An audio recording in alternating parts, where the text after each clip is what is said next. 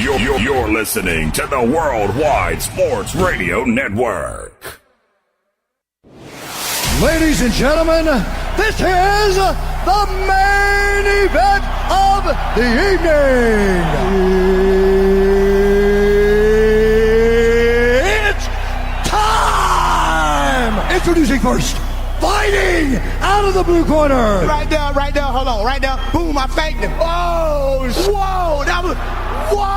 I'm back. But Mama Babo, how you say that name? I'm going to go home tonight. I'm going to drink a Coors Light. Fighting out of the red corner. I completely dominated that fifth round. That fifth round want me to fight. From the bottom of my heart, I'd like to take this chance to apologize to absolutely nobody. It's time! The number one MMA show in America. Caged in MMA. And we are back, ladies and gentlemen. This is Caged in MMA. I'm your host, Errol Marks. My co-host, Anthony Anderosi. As you guys know, you can reach us at 631-965-4990. And remember, ladies and gentlemen, all you have to do to find us is go to our website at www.worldwidesportsradio.com. And if you don't have our app, ladies and gentlemen, I don't know what I have to say to you every single time. All you have to do is go to your iOS, your Apple, and you go to search, and you put in WWSRN, or you can go to your Android and you just put in Worldwide Sports Radio Network, and you can find us. You can listen to us live. You can watch us live. You can follow us on all our social medias. You can go to all our stories that we post. Everything is on there. Our clips of our shows. You can even see Speedy's big ass on the show, on the app. So all you got to do is check out the app. Where the hell did that come from? I don't know. That's just what I do, man. That's what I do. That was the incentive? That was the incentive, yes. It's always an incentive when I do the show here at the Worldwide Sports Radio Network. Anthony, what's going on, man? What's going on, buddy? How you been? I am tired, man. It's a long, long day, and I'll tell you this right now. It's too hot, and we live in Long Island. Well, you live in Queens. I live in Long Island in this godforsaken sweat hole of a place. I sweat all the time, and I have swamp ass half the whole time. So all the time, I can't stand driving in this weather. The people don't know how to drive in this weather. And by the way, why is everybody on the road when it's COVID-19? I don't understand it. It just seems to be all over the place. But we have a great show lined up for you guys today. As you guys know, we have a special guest. Go ahead. Why don't you tell them who we're going to be talking to? At 6:30, we got UFC middleweight Maki Coconut Bombs Pitolo. Mm-hmm.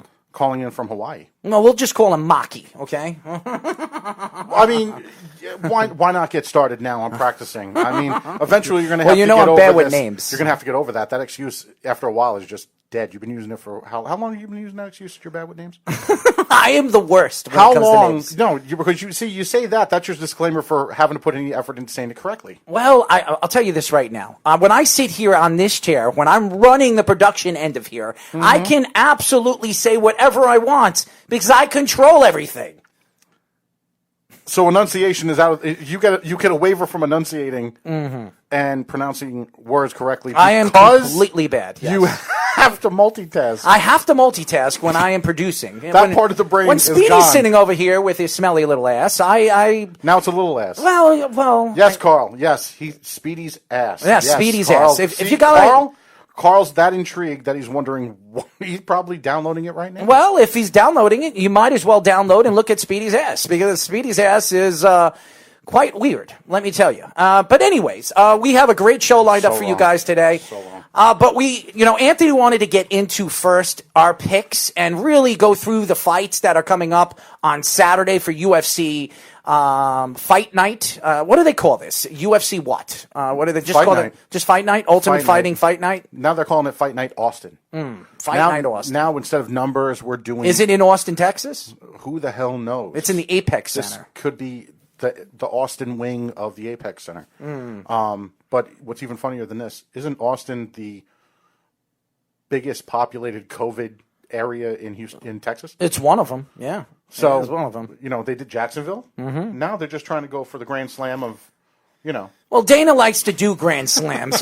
You know what? I wonder if Dana can dunk. And if he can't dunk, he might as well dunk a donut because that's what he looks like. We're not doing this. We're not doing this with him. No. No, but he does. He looks like he dunks. We started so nicely. Now we got to bring up him. But he dunks a lot of donuts. I mean, look how heavy he got. Then you're going to start. He's got swollen up, man. What are you talking about? Swelling up. Come on, man. He's swelling. lifting. His head is about the size of a hot air balloon. That happens. Oh, my God. It happens. In this, he's retaining water. Well, why don't we go through the fights? We won't do our picks. We'll do our picks a little bit later. How's that sound? We'll go through the fights. So we will go through the undercards first and tell you our thoughts going into the fight. So we're going to skip the women's bantamweight because it was canceled. Unfortunately. Okay? Yeah, so that was one of the better fights. Mm-hmm. Sarah McCann and Aspen Ladd, of course, unfortunately, that one, yeah. Anyways, let's go into the catch weight. Sean Woodson, who's 7-0, versus Julian Erosa. So why don't we go into the fight and just talk about some of these fighters? Now, I know Sean has he's got knockout power. He's got a tremendous amount of knockout power. He's a good stand-up fighter. Can take people down as well. He's not as good of a grappler as Julian Erosa. Mm-hmm. And Julian Erosa right now is 23-9-0. What are your thoughts with this fight? I've seen Sean fight once. I've seen Julian fight twice. I'm wondering if, just like we were seeing during, I guess we could call this the COVID era of fighting. Mm-hmm. You had the steroid era with baseball. Now we have the COVID era with fighting. It seems like these catch weights and these last-minute additions and these last-minute fights, not necessarily the veterans are getting the upper hand. These kids are coming in hungry, and this might be their only opportunity. They just start swinging, and we saw it happen last week when we had a bunch of upsets, and we were just like, what the hell is going on here? So in regards to this, Sean Woodson definitely got the puncher's chance. Julian Erosa stays composed. Good wrestler. He doesn't. Hopefully he doesn't take Sean lightly because of the inexperience, because let's be real, we're talking about 32 fights to 7. Mm-hmm. Most people would call this a mismatch. Nowadays, you don't know really. Well, what would we call each other if we were fighting? I mean, you're a little bit over 300 pounds. I'm about close to 200 pounds. I think I stand a chance because I'm a little bit faster. Mm-hmm. I'm very strong, and I just dance around the ring and try to get you to the ground, or maybe just make you just lose breath and maybe fall over. Mm-hmm. I think that would be really fun. I think that would be a fun fight to watch. I don't know. You think it would be a fun fight to watch you versus me? Yes, I think it would be really fun. Team Gratitude versus Team Panda. I mean, maybe we'll have a battle royal. That would be really, really funny. In a cage? I mean, Speedy on your side, and I'll have Carl on my side. What do you think about that? You know something? Eventually, just like I tell everybody else when it comes to a cage, sooner or later, your ass is going to have to slow down. Well, I do like climbing cages. I've done it. It's not Hell in the Cell over here. It's not Hell in the Cell over here. Well, maybe I could do a drop kick off the top of the cage. I know there's no turnbuckles, but again... Anyway, going back to the fight night. But go back to the fight night. Going into the heavyweight division, we have Philippe Lins versus Tanner Boser. What do you think about that fight? It's a toss-up. You know what it is? I know you like this card. I'm not really. I'm not like really it because this goes with everything that we have been talking about, and it's not that far into that recycling the old names. Some of these guys, yes, they are veterans, but they are not that old where we're talking about, where 2 months ago we were talking about them retiring, and now they're coming back, when we're talking about like the Jose Aldo thing. These guys... But why is it? Here's the problem, Anthony. I know Dustin Poirier is on this. Dustin Poirier is on here. He's on the card. But Mike Perry, Mickey Gall. Dustin Poirier hasn't... When was the last time Dustin Poirier fought? He fought Ferguson. Ferguson. How long ago was that? What was that, last year? It was a long time ago. And then I think he had injury. I mean, you're looking at this card. Some of these fighters, Mike Perry fought, 7 months ago? Yeah. That's the problem with this card. I know you like this card. I don't like the card because... I like it. I don't see anybody on here that really sticks out to me except Dustin Poirier. That's the only fighter. No, because he is the only fighter that stands out to me. There's one fight on here, and I'm surprised. I think they have... That's not even on the main card. This is in the pre fight that I can't believe it. You have this up and coming fighter. She's already established in Invicta. Jin Ferrer. Are you going to drink some gin after you watch the fight? I'm telling you right now, she is the real deal. I don't know if they have her on the Facebook prelims or whatever the hell it is. This girl was well established in Invicta, and quite frankly, I think honestly, this is what Dana White needed to do was start bringing the girls in from Invicta, which is kind of like the sister program. No pun intended, but it's like the developmental program. And well, it is. Think about it. Think about how many. Well, what would you call it? How many times do you see a lot of fighters that were on the Ultimate Fighter TV show, the female competitors, where if they didn't make it to the finals or the fight night in the finale, they end up going into Invicta and developing. It happens. So. The same thing that he's doing with the Contender Series. There are certain people, like William Knight and such, that are getting fights in they're under contract with the UFC. They get booked in other shows. Is William Knight on his card? William Knight's not in this fight. No. And here's the thing. I love William. He's a nice kid. Williams is a great kid. You know what I mean? Great kid. Very nice. Unbelievable, hell of a athletic striker, ability. hell of a striker. Man, athletic ability. I saw William fight on Mike Washington's card years and years ago. He was a 205 champ. Yeah. And he was dominant. He absolutely dominated. Remember, I think the guy that he fought tried to jump. No, after that fight, there was another heavyweight fight, and he jumped out of the ring and almost got disqualified after he won that fight. You remember that? It was a while ago. It was absolutely a while ago. But he fought an older guy. I can't remember who it was, but I remember it, and it was the same card William Knight fought was right I before. that? No, you weren't reffing it. But I think you had a fighter on that card years and years ago. Yeah, you did. I think you did have a fighter on that card. But no, William Knight, out of Thornton, hell of a striker. He's, once again, in a developmental deal with the UFC. He went through the Contender Series, and the one thing Dana White did that was a good job was he didn't push him straight into that UFC spotlight. Let me give you time to develop and everything. That's what they should do, just like what they're doing with the female competitors. So, like I said, that's another reason why I like this fight card, because you have Brendan Allen versus Kyle. Now I'm going to butcher the name, but I'm allowed to because nobody could say that name the first time. Dukakis. There we go. Last time you heard that, he was losing a primary somewhere. How's that? Middleweight bout. Brendan Allen, veteran. Kyle Dukakis coming in. Kyle Dukakis. Okay. If anybody likes that, we're just Kyle gonna Dukakis. call him Kyle now, unfortunately, because somebody wants to act like a 6-year-old. Well, I'm just being honest with you. I mean, what kind of name is Kyle. that? How many times do you think he was picked on when he was a kid? Well, considering his grandfather probably lost against George Bush Sr., I don't know. Well, he's 9-0, so he hasn't lost yet. So must be a pretty good fighter. But see, that's just it. You have these 14-3 versus 9-0. That's a nice little, who's going to come out of there nice. It's nice developmentally bringing these guys in. It's not this stepping stone crap. It's nice. I like it. I like this fight card. I don't like this fight card. If you watch the fight card, I'm telling you, you'll end up liking it. I'm always watching the fight card because I know we're going to be talking about it 2 weeks from now. I know you're going to like this. I Just like doubt the heavyweight card. I doubt it. Gian Vellante, right here, Long Island guy, out of Ceres. Yeah. Or I'm sorry, Law.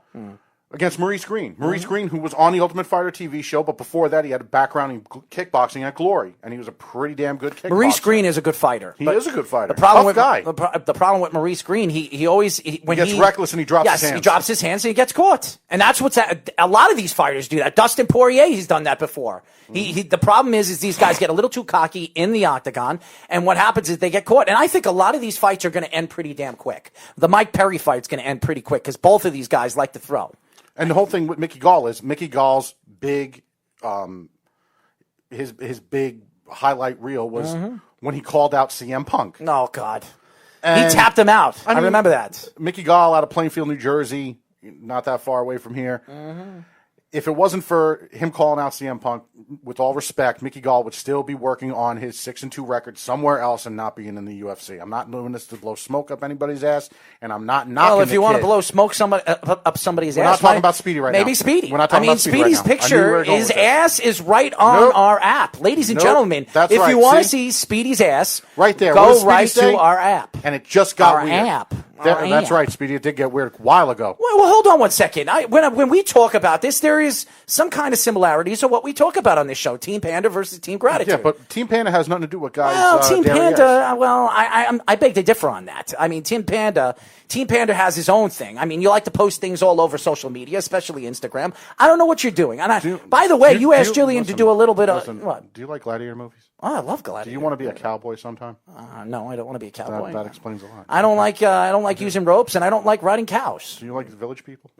No, I don't like the Village Just People. checking. I like the YMCA song. I used to play it all There the you time go. when I Speedy, used to go to the weddings. now it just got weird, Speedy. Why? Now it You just don't got like the weird. YMCA song? No. You don't like YMCA? No.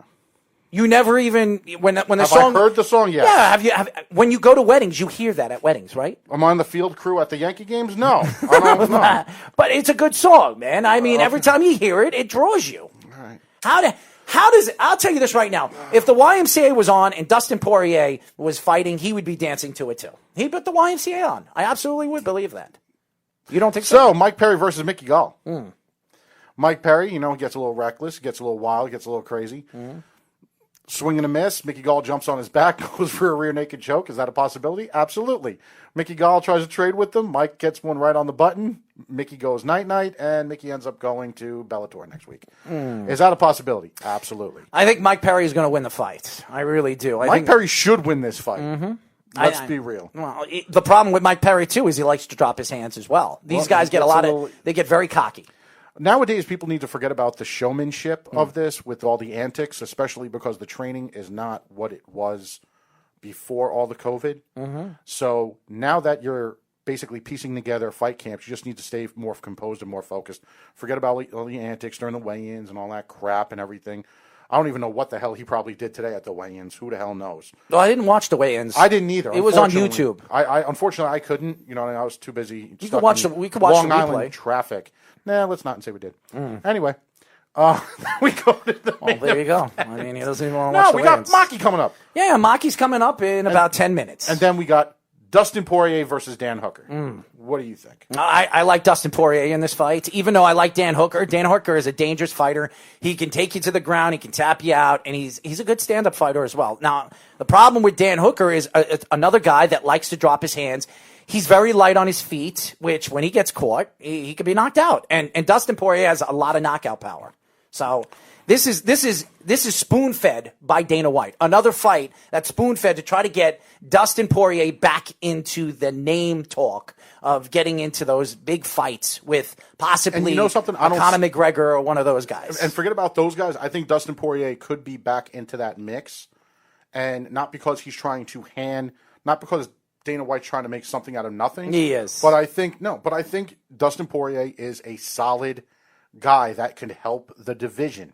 Unlike what we were talking about, once again, and we're going to keep talking about it, recycling older fighters. And unfortunately, Dustin Poirier is an older fighter. He is an older fighter, but he's not that beaten down with injuries and worn down that he still can't have a good fight. He is still a good fighter. I mean, the last time everybody was talking about Dustin Poirier is when he fought Conor McGregor, and Conor McGregor kicked his living, butt out of the octagon. That's an understatement, but yes. He completely destroyed him.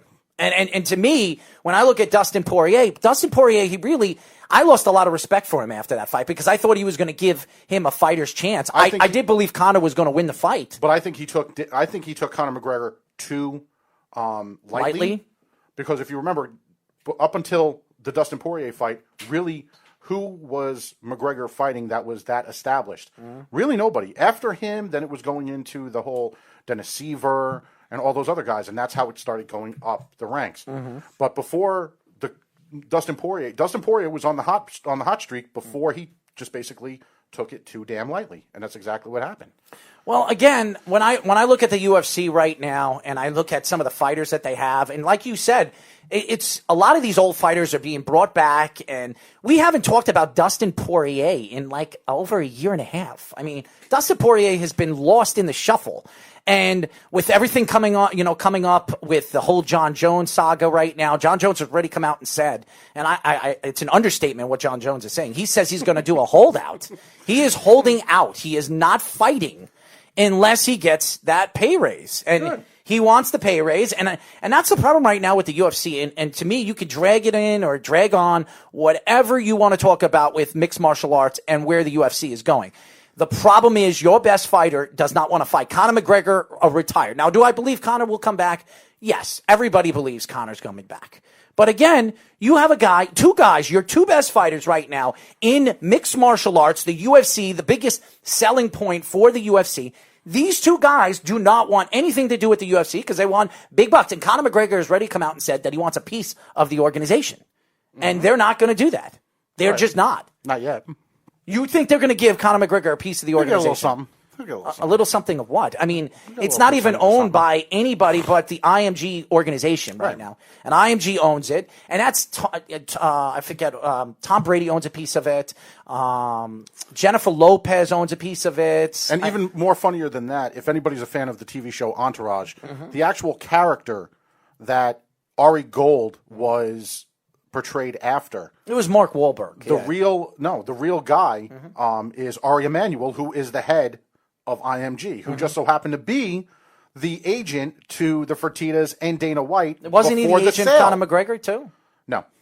Oh, no, so he wasn't. Who's Conor McGregor's agent? His father? His father, mother, sister, the McGregor clan, the plumber he used to work for. If you think any money's coming out of there, even 10%, you're out of your damn mind. Well, it ain't happening. It's an unbelievable D. Devlin, story. his girlfriend, is probably his agent. Let me tell you something. She's loving it. She's loving it right now. Why wouldn't she? She's a multimillionaire. She's with one of the biggest superstars in all of professional sports. As you were talking about the holdout in regards to John Jones, go ahead, hold out. Go ahead and try to be spiteful. Unfortunately, when it do you blame him? Do I blame him? Do you blame him for holding out? I mean, this guy should be making the money. This guy, he puts fannies in his seats. We had this discussion once before. I believe he doesn't deserve what the hell he's talking about. Reason why I'm saying this is he has screwed up his image. No, he has. He has screwed up his image. Let's be real. If somebody in any other major sport, if this was baseball, if this was football, what happened with Vic and all that other stuff? The guy was running over pregnant women in his car, hit and runs, coke, this, that, and he wants to be portrayed as a champion, the flag bearer of your sport. Who in their right mind, especially when owned by a company, IMG, is going to say, yeah, we want him? In fact, that was part of, if anybody saw the negotiating when it came to the Fertittas and IMG, there was actually a part where they said in the meeting with IMG, they had an offer on the table. When they went in to finalize the deal, what happened? John Jones had the hit and run. He had the hit and run with the pregnant woman. They specifically said, we're going in there. They told the lawyer, we're going in there right now. If they turn around to lower that deal for any dollar amount, $1 less because of John Jones, we're done. We're done. Now, why would they go in there if they didn't know that was going to jeopardize something? So yes, he jeopardizes the idea of a gate. He jeopardizes every single time that they put him in a main event because of he's unpredictability. He's still a superstar, Anthony. Listen, a lot of people were superstars. He puts fannies in his seats. Not as much as some of these other people. Who puts more fannies besides Conor McGregor? McGregor. That's it. That's why nobody else get McGregor money, because nobody makes McGregor Jones brings fannies to the seats. I'm telling you right now, if you look up, Speedy, do me a favor and look up the top 10 gates. Tell Speedy to pull down his pants and do whatever he does. This is why you have Speedy. Speedy's great at this. Speedy, you look up the top 10 gates and tell me how many McGregor has and how many John Jones has. I guarantee you it's going to be like 4-1, even if John Jones is in the top 10 gates. Top 10? He's top 3. Brock Lesnar is a bigger draw than John Jones. Brock Lesnar's not even in the UFC anymore. He's wrestling. Give me a break. He was bringing in a bigger gate. Yeah, because he was a wrestler. And what did he bring in? Fans. It doesn't matter what so the hell does John fans. Jones. You can't tell me that John Jones doesn't bring fannies to the seats. As many? He brings a lot. He packs out. He packs out stadiums. Yes. We're talking about. We want him. We're talking about John Jones. You're talking about the greatest fighter in UFC history. The greatest. Wait. Yes. Hold on. Okay, who's better than him?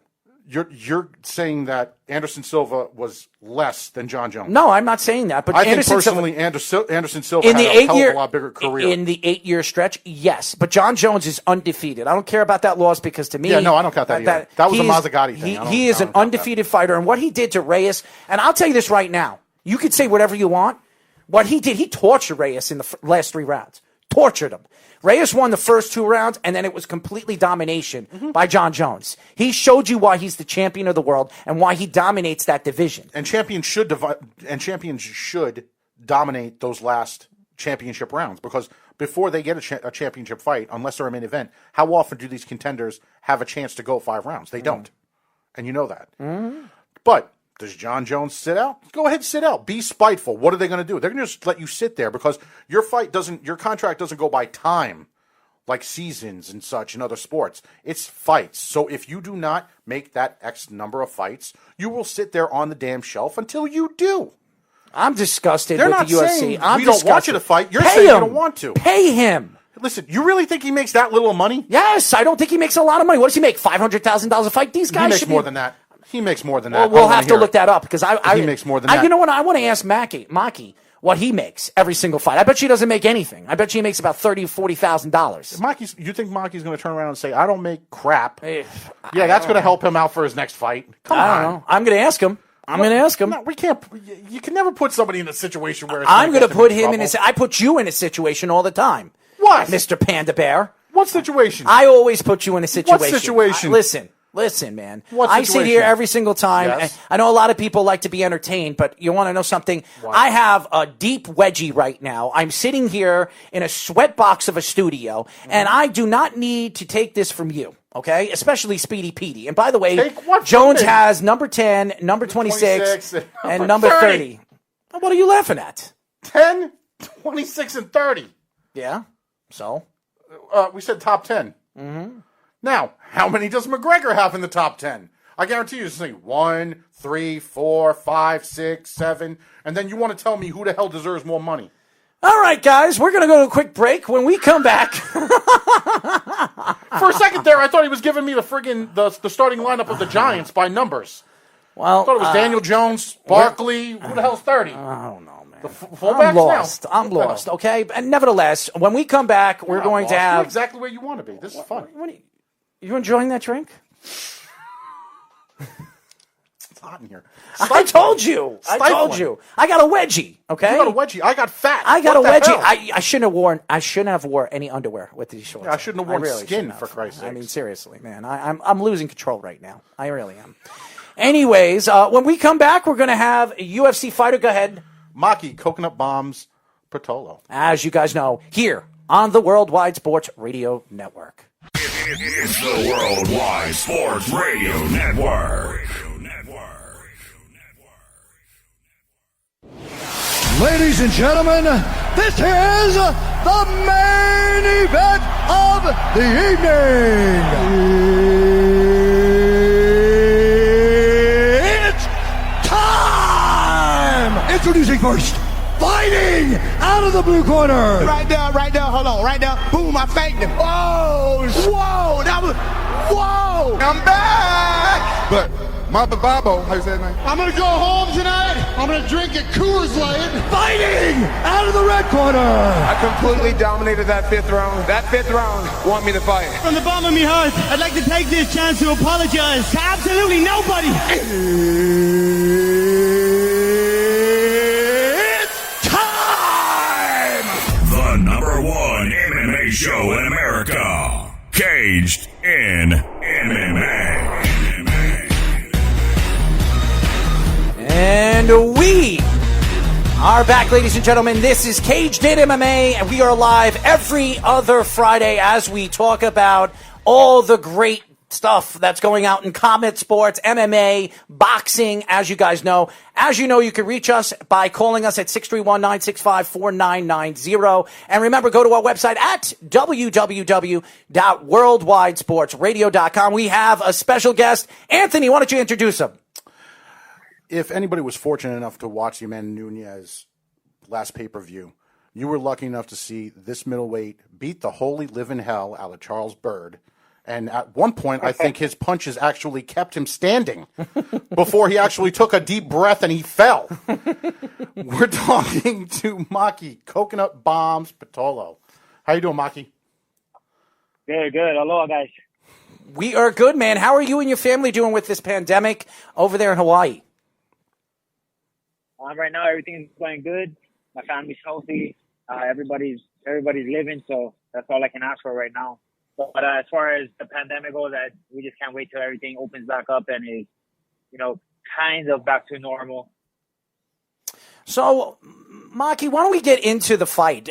Going into the weigh-ins of that fight, And a lot of people were going back and forth who was going to win the fight. Me and Anthony, during the show, we both took you on the fight because of your power, your unbelievable power. And because we're smart. And we're smart. We're educated. Very few. We're educated. We're educated, unlike certain people that work for ESPN. But anyway. Well, as you know us and get to know us, we like to take shots at everybody else. So just be aware of who we are. But it's good, justified. It's justified. It's justified. So going into the fight, what was the opportunity to taking this fight, and why when you got into the ring and really got ready for the fight? What were your thoughts before you got into the fight? So the weigh-ins was real exciting. It was my welcoming party to the 185 division. I feel like I belong in that division. Over the years, when you're young, it's easy to make weight, so 170 wasn't a factor. But as I got older and I put on the manly muscles, that's when it started getting a little bit tougher. So 85 definitely was exciting, and it was official. As soon as I stepped on the scale and I weighed in, 185 and a half, money. And I feel like it's just the beginning for me as far as the weigh-ins. Seeing my guy Charles Bird, it was killer be killer for me at that moment. As soon as I lay eyes on my opponent, I'm looking through this guy. I'm looking right at him, and I'm staring at him in his soul, and just seeing seeing the best man that I'm supposed to be fighting the next day. I'm just looking at him like, this is the guy. This is the guy that I signed the contract for. This is the guy that's been running my life for the past 3 to 4, maybe 5 weeks. He's gonna get his, Mm-hmm. And going into the fight, it's just my mind. I try to be as calm as I can when I walk in the ring. I don't like to have a lot going through my mind. And besides, I have enough running through my mind when I'm walking out there and I'm hearing my name, I'm hearing the crowd chanting, and I hear my walkout music. Dozens and dozens and dozens of questions are running through my mind, and I just want to be as calm as I can be as soon as I step into the octagon and have kind of like a blank mind. So when I go, before I even walk in, I always take at least 3 or 4 deep breaths, and after that, it's just calm, cool, and collected. I keep running through my mind and stay chill and have fun and live in the moment. So, Maki, going into this fight, before this, I believe you had a fight that was canceled. There was a fight that you were supposed to have that was canceled. Now, when you're preparing to go into that fight, and then you find out it's canceled, because I think that fight was in February, right before all of these shutdowns with the COVID and everything. What did you do to keep yourself composed? Well, here's the thing. Did the UFC say, we're already scheduling you for the next one? Is it things up in the air? What kind of security did they give you so you weren't, pretty much in limbo with that?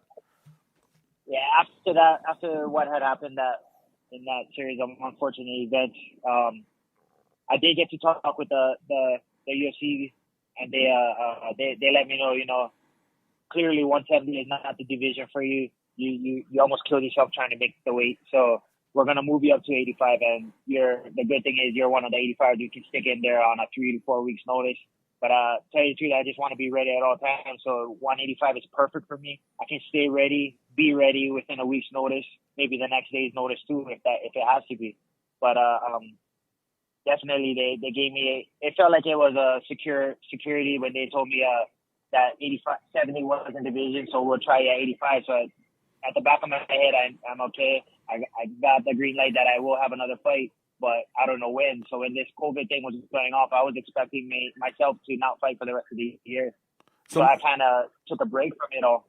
Now you've been fighting. Yeah, you've been fighting pretty much since your teenage years and such. So you've been fighting since you were like 18, 17? Yeah, my first fight when I turned 17. First fight was. See how much more fun things are in Hawaii? Well, out here, damn politicians, man. I'm pretty bored of New York. I mean, Maki, you don't want to be in New York, man. No, unfortunately, it's fun around like the holidays sometimes, but it's fun for a couple days. Taxes are a pain in the ass. There's no humidity over there in Hawaii. That's for sure. What I mean? The traffic. We get to walk around in shorts all year. I like tank tops and surf shorts. Go to the beach every day. Dude, he goes to the beach every day, and it's called breakfast. We go and it's called a weekend. Well, I've never been to Hawaii. I've been all over the world. I've never been to Hawaii. I definitely want to go over there, but I heard it's very expensive. Very expensive. It's the price to live in paradise. As you guys know, we are talking to UFC fighter Maki Coconut Bombs Pitolo. Maki, what is it like fighting in front of no one? I mean, seriously, you're fighting in front of no fans. You have a bunch of ring announcers. I mean, you practically can hear the ring announcers when you're in the octagon. What is it like fighting in front of no fans? It was it felt like another realm, but honestly, if I'm being honest, it felt like another sparring session going in there and not hearing anybody. You dial it in, and you kind of, when there is a crowd, you still hear the boos and the cheers, but you're still so focused on the task at hand that you don't really notice the crowd cheering and everything like that. So for me, it was just another fight, but it was really cool to hear the announcers on the side, to hear my corner very clearly, to hear my punches landing, to hear the guy dying under me. You know, it was something else. Now in Hawaii, you're basically the next wave of these young up and coming. I shouldn't say young up and coming because, like you said, you've been fighting since you were 6. So he's 29 years old. Hey, he's listen, that came out the womb. Dude, he was a veteran in like the 6th grade.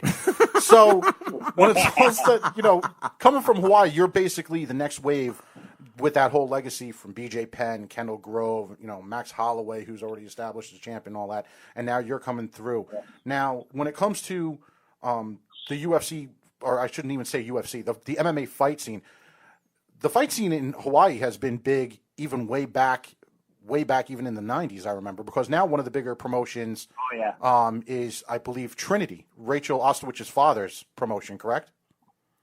Yes, correct. But you came out of Victory. That was the big promotion that you came out of before going to Bellator and then coming to the Contender Series, right? Right. So now, leading from Bellator, you only had one fight in Bellator? I only had one, yes, and that was when they came to Hawaii, the first showing. And then after that, that's when Dana White decided to gobble you up and put you up against Justin Sumner, who everybody knows in the New York area. He's been an amateur champion over here and such, and then he went over out of Connecticut. He was working with Nick Newell. It's funny you said gobble him up. I mean, we were just talking about Dana White looks like he ate a couple of too many donuts, and now all of a sudden you just use Maki, gobble it up. You're going to get used to this the more you come on this show. Errol is obsessed with Dana White. I am not obsessed with Dana White. Obsessed. I'm just not a big fan of him. It's like single white female over here. He's obsessed. Single white female. He's got like a bald cap in the back, and he starts like talking about himself in the third person and starts cursing out, throwing F-bombs all over the place. Hold on one second. Secret love. You never hear me say any F-bombs on this show. Ever. No, that's why I said you do it in private. Well, that's true. That's what most stalkers do. Well, look, you know what it is, Maki? Maki, I get really upset because when I look I'm a big boxing fan, and I was a boxer, and I did mixed martial arts for a couple of years as well. When I look at Dana White and I look at the UFC, I think they should be paying their fighters. I absolutely think they should be paying their fighters. And I'm looking at some of these undercard fighters. They're making pennies to the dollar. And you talk about some of these boxers right now. They're on the undercard and they're making $500,000, $600,000. One of my friends is a professional boxer. He knocked out Bernard Hopkins out of the ring, and he's making about $500,000 to $600,000 a fight. And you look at somebody like you. We look at you, Maki, and you're not making anywhere close to that money. That bothers me. That really bothers me. Yeah, it bothers me too.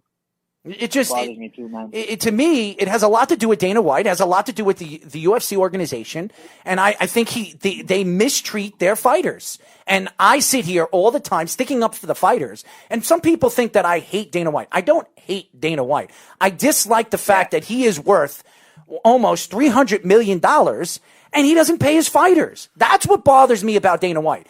Anything else? I know he's trying to bring in fighters. I know he's trying to figure things out and trying to bring in the new wave of fighters, and you're one of them. And I'm looking forward to watching your next fight and seeing what you're going to do in the 185 division. But what bothers me more than anything is somebody like you who deserves the money. And I'm looking at you right now. I think career disclosed earnings is $20,000.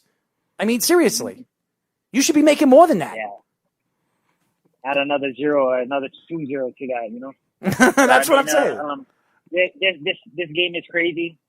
We are a young sport still in the world, where UFC, ONE FC, Bellator, we're all we're still just kids amongst the football players, the NBA, boxing. So we still got some growing to do, but I definitely do feel like we put more time in than any of these other athletes to our craft to dedicate, especially if we're we're shining like the way we are. So there is classes, there is levels to it, and I know my worth. So within these next 2-3 fights that you guys are about to see, I'm looking to leapfrog and jump the pond to the deep end of the money pool. Maki, you need an agent? I'll be your agent, man. No, you don't. I will be your agent. Not him. I will be your agent. That's Trust me. That's going to go over real well when Dana White says, "So we got another fight for Maki." Oh, who the hell are you? Yeah, that's going to be real good. Yeah. I'll help you out, man. Who do they have now? I've been listening to some podcasting lately, and I'm a big fan of Mike Tyson already. But he said something that stuck with me. The future is in our mouth, man. So I highly believe my mouth will bringing me a bright future in the next couple of fights, guys. Just wait on it and watch. Got some king shit coming out. Speaking of which, when you say your next couple of fights, it seems like now with this whole COVID era of the fight scene, they're turning over fights really, really fast. So you're seeing guys fight real quick. Every month, just about. You're seeing fighters just about every month repeating and such. Have they already lined you up for an up and coming bout or a couple or possibly a couple of prospective opponents? To tell you the truth, they haven't. No opponents really brought to my door yet, but I'm staying ready. When this next month of Fight Island is over and they bring it back to Las Vegas is when I'm looking to perform again. I don't really want to fly across the world. I'm already on an island, and Fight Island should be on my island. So when they do come here, I'm ready. I'm ready to help defend my village and what we do. And it's just really quick, and it seems not to cut you off. No, go ahead. And it seems like with some of these cases where the guys are getting pulled out the week of the fight, I mean, would you be open if they turned around? I mean, like you said with the Fight Island thing, if they turned around and hey, listen, Maki, we need you, man. Somebody's out. We want to fill the spot. What do you think? Pay me the money. Well, you want to know something? Now he's got leverage. Now he's got leverage. To my contract. What I would say, Maki, this is what I would say. Show me the money. That's what I'd say. Show me the money. If you ever seen Jerry Maguire. He might be too young for that. No. He's not as old as us. I know that one, man. No, this is where I try to start making fun of our age. That's all. Shit. Maki, you've seen Jerry Maguire, right? Yes. You see? He's a Jerry Maguire fan. There we go. He didn't say he liked the movie. He just said he heard of it. He's seen it. I heard of it. Oh, he's heard of it. There you go. Oh, God, Maki. I've seen that clip, though. That's right. Cuba Gooding Jr., which I interviewed a couple of years ago in Miami. As you guys know, we are talking to UFC fighter Maki Coconut Bombs Pitolo. Where did you get your nickname, Coconut Bombs? Honestly, I just wanted a cool Instagram name at first. I was tired of having Maki Pitolo and M Pitolo as my username. So I just wanted something cool, and then it kind of just stuck with me. I was like, hey, you know what? I should use my ID name as my nickname. I throw bombs anyways, and I love the accent. So I used it once, and it stuck with me from there on. After his last fight, I mean, the guy could call himself whatever the hell he wants. I mean, Coconut Bombs, what the hell? Call him whatever the hell he wants. Yeah, there's nothing like it. There's just me, man. How about Atomic Bomb? How's that? Listen, the last person who should be talking about nicknames is you. Well, hold on one second. Yeah. See, he even agreed. Maki, first of all, he calls himself Panda, and he calls his team Look Panda. at me, Maki. Look at me. If you look at Panda this guy, fits. Okay. Okay. And I call myself Team Gratitude. I give people all the inferior greatness of who I am as a person. So Gratitude is my nickname. And I'll tell you this right now. I don't really have a nickname. You want to call me asshole? You can call me asshole on this show. I could care less. Matter of fact, I don't know about you, but I want to know your opinion. And we've been arguing about this. No, this is, to me, I want to know your opinion to this. Khabib. Oh, Christ almighty. No, this is what I want to talk to him about. Not him. So we've been arguing about the whole Ferguson and Gaethje fight. And Gaethje, no question, knocked him around. He knocked Ferguson around. But Ferguson was going into the fight not expecting to fight Gaethje. He was expected to fight Khabib. 2 weeks before the fight, Khabib decided to go fly over there to Russia. I understand. His family, his father is sick. I understand that. But 2 weeks before the fight, this is the same guy that had 4 fights that were supposed to be against Ferguson, and 3 of them, actually 2 of them, he dehydrated a week before, and 1 of them he hurt his elbow or hurt his knee or whatever he hurt himself. And the fight never happened. Now the fight will never happen because Ferguson went all the way from the number 1 contender all the way to number 4 or number 5. So I don't think that fight's ever going to happen. If you were Ferguson, would you have gone into the fight knowing that you did not expect to fight Justin Gaethje? Yeah, I feel like Gaethje is a top-notch fighter, and you need a full camp for that one. Any of the top 10 guys, top 5 guys, you need a full camp. So, going in, it kind of was the wrong move to go in and just fight Gaethje like that. He should have tailored himself down with a whole full camp, man. And then cutting the week before, when he did cut down to 55 again, that could have played a factor too. Him saying he didn't, it's hard to believe, man. He didn't really look like himself when he fought Gaethje. That's why. Okay, my head's about to explode right now. Not because of you, Maki, because this guy over here is making it sound like he just proved a friggin' point. Where we have it on video, if you go back, he felt that Ferguson got screwed. He did get screwed. Because Gaethje beat him, and he didn't have a chance to train, and he didn't have a chance to this, but he agreed to the fight. He agreed to the fight because he's not going to back down. He agreed to the fight. So therefore, boo-hoo my ass. You agreed. Yeah. You can't now lose, and now, you got to eat it. You got to eat it. He did eat it. Yeah, Maki, exactly. whose side are you on? Team Panda or Team Team Gratitude? When it's all said and done, the man signed the contract. So it's all his fault. But Maki. So I got to go ahead. Go ahead. Say it. Say it. Panda. Say it. Say it. Come with him, man. That's it. It's over. Go with Panda on this one, man. Thank you. Well, thank you. I disagree, Maki. So there. Bamboo up your ass. There you go. I'll tell you this. I wish he could have. He had his options on the table. Mm-hmm. Now, my thing was, if Ferguson really wanted to, he could have said no. He knew what was going into it. Exactly. Ferguson could have said no and basically just held it out there. Let me get a full cap for this guy. Plain and simple. Well, he had the leverage. He did have the leverage. Again, he was getting brought. First of all, he needed the money. And I know that Ferguson needed the money in the situation. He hasn't fought in. Remember, he tore his ACL and he was out of fighting for almost 7 or 8 months. Yeah, because he started chasing aliens. Chasing aliens on the highway. Went to Area 51. You see what I deal with, Maki? Please. Do you see what I deal with? No, but I'm not about excuses. I'm not about excuses. It's not an excuse. If you said yes, you agreed to take the fight. So therefore, you have a 50-50 chance of winning and losing. So you can't say, yay, I won, and then boo-hoo, because I lost is not fair. No, take your ball and go home. He didn't say that. Again, he never said that. I'm saying that he shouldn't have fought that fight, even though he decided to get into the ring because he wanted to make the money. Unfortunately, he knew that he wasn't going to fight again probably for another year. So obviously, Maki, you know this, and this is the way I look at it. You guys don't make enough money. So knowing that and being out of the octagon for almost 2 years, like Ferguson, you would think in your head, you know what? I need the money. I got to support a family. I'm going to take the fight. And that's what he did. You know what's even more interesting than that? Here's a more interesting question. Who does Maki want to fight next? The hell with Ferguson. The hell with Khabib. We got Maki on the damn line. Coconut bombs. He damn near killed somebody last fight. Let's talk to Maki. Maki, who do you want next? I want anybody that's going to reach me into the top 20, top 15. That's where I want to be right now. That's where I want to fight. And then the money's going to be good there. And then leapfrog over to the top 12, top 10. One of my biggest questions. Take about 1 or 2 fights, and then we're there. How the hell did you not get a performance bonus for that knockout? The last time I saw a knockout like that, man, they brought the house down though.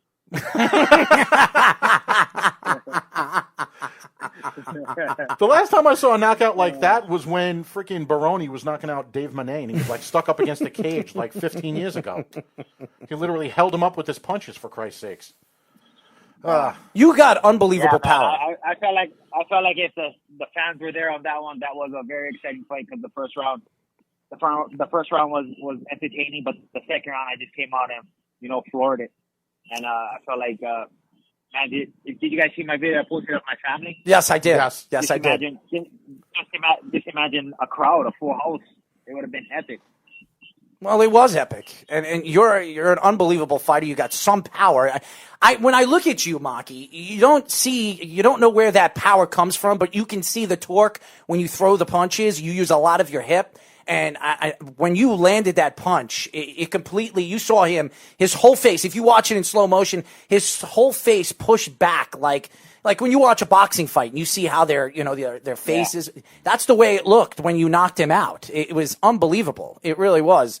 Yeah. What is it like fighting in Hawaii? And I grew up a huge BJ Penn fan. I love him. I think the guy is, first of all, he's the fastest. He had the fastest black belt in Brazilian Jiu-Jitsu in American history, I think in less than 2 years. What is it like fighting out in Hawaii with BJ Penn? It's amazing. You know, BJ Penn is a legend here. He's led the way for many of us younger fighters and the next waves of MMA fighters to come. It's mean he kind of put his foot in the door for all of us local fighters to let us know, you know, this is one of the ways to get there. Fighting here in Hawaii, we have that warrior mentality, that spirit in us from the birth, man. We come out here, we carry ourselves with pride. When we fight, it's even greater, and we love to defend where we come from and what we stand for. I also saw what BJ Penn does in his training when he trains some of the fighters. He brings them into the ocean and he takes them on the lava rocks, yeah. The lava rocks. The run. And it's pretty crazy what you guys do, especially some of the training over there in Hawaii. It's absolutely incredible. Tell us a little bit about the training out there and how do you train out there for your fights? Now I have a steady regimen. I wake up at about 5:15 in the morning, and 2 days out of the week I'm down at the beach. I'll do some run swims, and I use what the essential things I have available to me. I got the beach. I'm going to use the beach for running and swimming. Workouts. I have our home gym, and I have our gym at home that we use to work out. So I'm working out every morning using what we can do to work out. But majority of the time I'm at the beach. I love the beach. Just recently we've been starting to hike, but the beach is where I'm at all the time. You can find me there. I just love it, man. We're in paradise, man. We got to use what we have available, not just the 24-hour fitnesses, not just the private gyms. You know, get outside, get to a park, get to a beach, get to a mountain, do some outdoor work in Mother Nature. It's beautiful and it's good and healthy for you. When you talk about going out to the gym and to the beach and stuff like that, not to bring up not to go steering with this whole COVID thing, do you guys have any limitations out there, out on the islands, like we do here on the mainland? We do. But as long as you're outside 6 feet apart, social distancing, you're good. And we've been doing that. Our beaches are big here, our parks are big, and everybody can stay within a meaningful distance between each other. And then you also got to be, I guess, in the gym and outside in the parks and stuff like that. And you gotta, if you're in the gym, you gotta wipe down equipment after each use, and I think you only can be there for like 1 hour. But they are letting people in. They are letting people in the gym. What is it, just limited capacity? Yeah. Oh, okay. But it's almost. I'm thinking at the end of this month, it's almost done. As you guys know, we're talking to UFC fighter Maki Coconut Bombs Pitolo. Now, Maki, I've been watching mixed martial arts now for over 13 years. I was a fighter. I watched the style of fighting now, and what I learned about mixed martial arts when I started, I didn't understand it because these guys were rolling on the mats, trying to tap each other out, key locks and kimuras and all these different things that you learn, the Brazilian Jiu-Jitsu, especially over there in Hawaii. Now, all of a sudden, you're watching mixed martial arts, and it's become a stand-up fight. All these guys are trying to knock the fighters out. It's become more of a striking style of fighting. What is your thoughts of the way the transition of mixed martial arts has turned from tapping and trying to take people down onto the ground to standing up and trying to knock somebody out? I don't know, man. I guess it's just the wave of the MMA world, what they're seeing at the moment. At that time, I would say it was Matt Hughes, BJ Penn, a lot of ground guys where they would finish on the ground. The majority of their wins was on the ground. GSP, another one, leading the way with a lot of ground and wrestling attacks. So I would see where that could come in. And now you got Israel Adesanya. You got a John Jones, guys that can finish fights on the feet and make it entertaining. And that's what a lot of people want to see now is this amazing, striking, wowing style that you can bring out.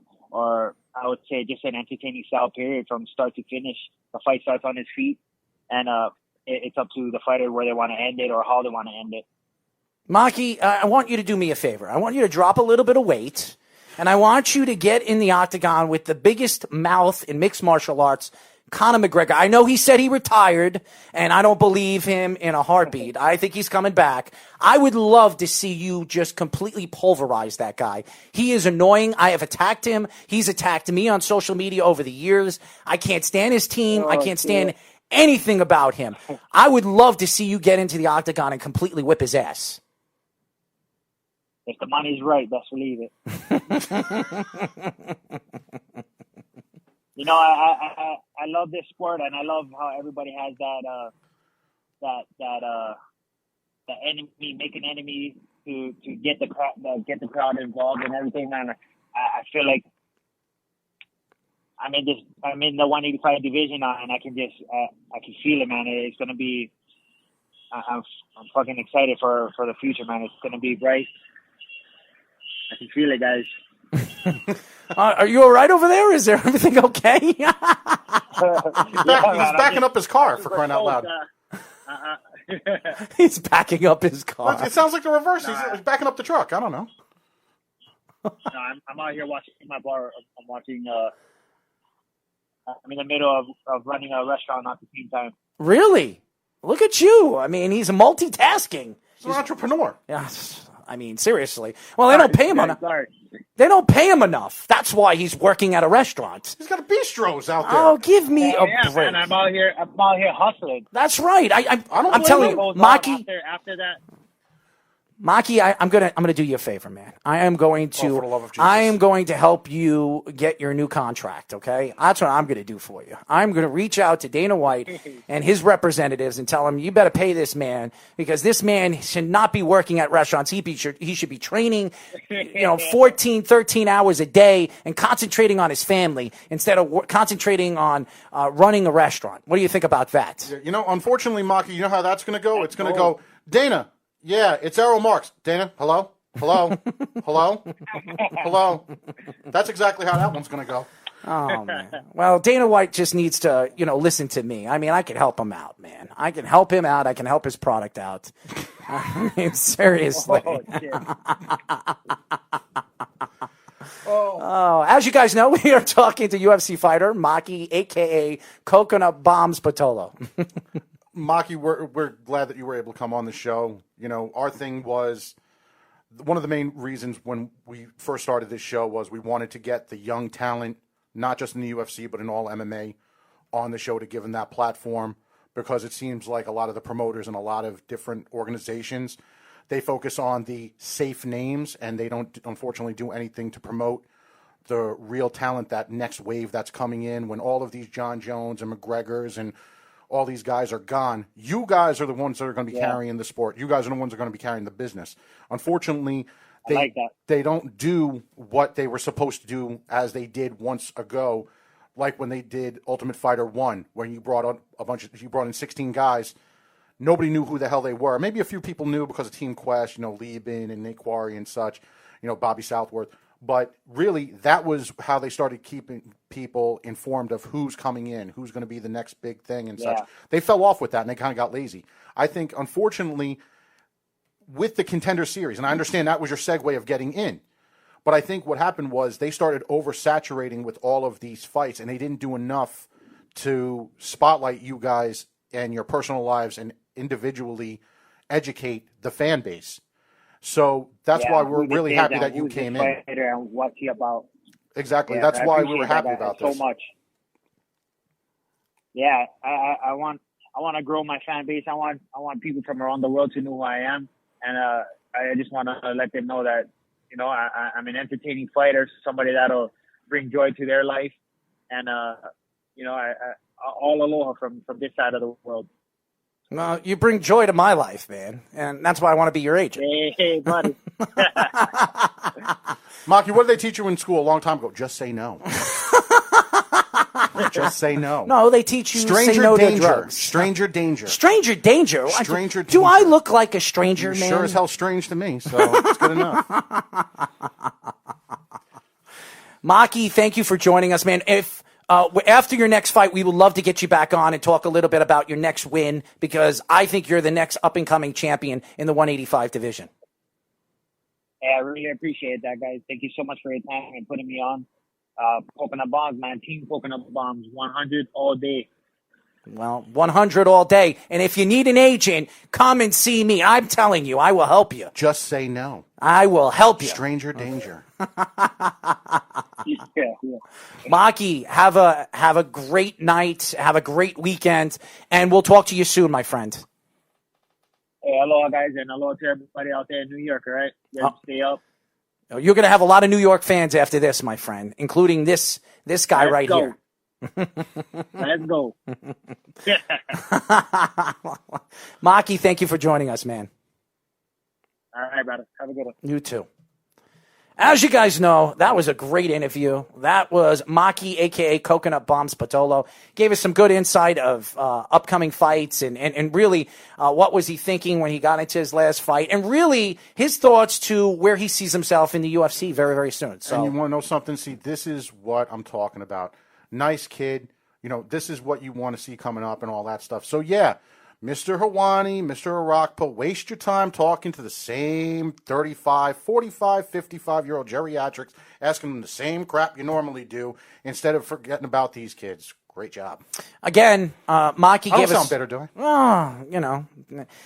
Listen to me. I just, to me... You get it, though. Yes, I got it. And I take a shot at Dana White. They don't change. No, they don't change. no. They don't change. That's Dana White's fault. That's Dana White's fault. Not all of them. Who runs Ariel Hawani's stupid podcast? Okay? I don't know. I don't see the hand that comes up. Who pays him? Who pays him? The ESPN? UFC. The UFC. They pay him. I don't know. The UFC pays him. And who runs the UFC? Dana White.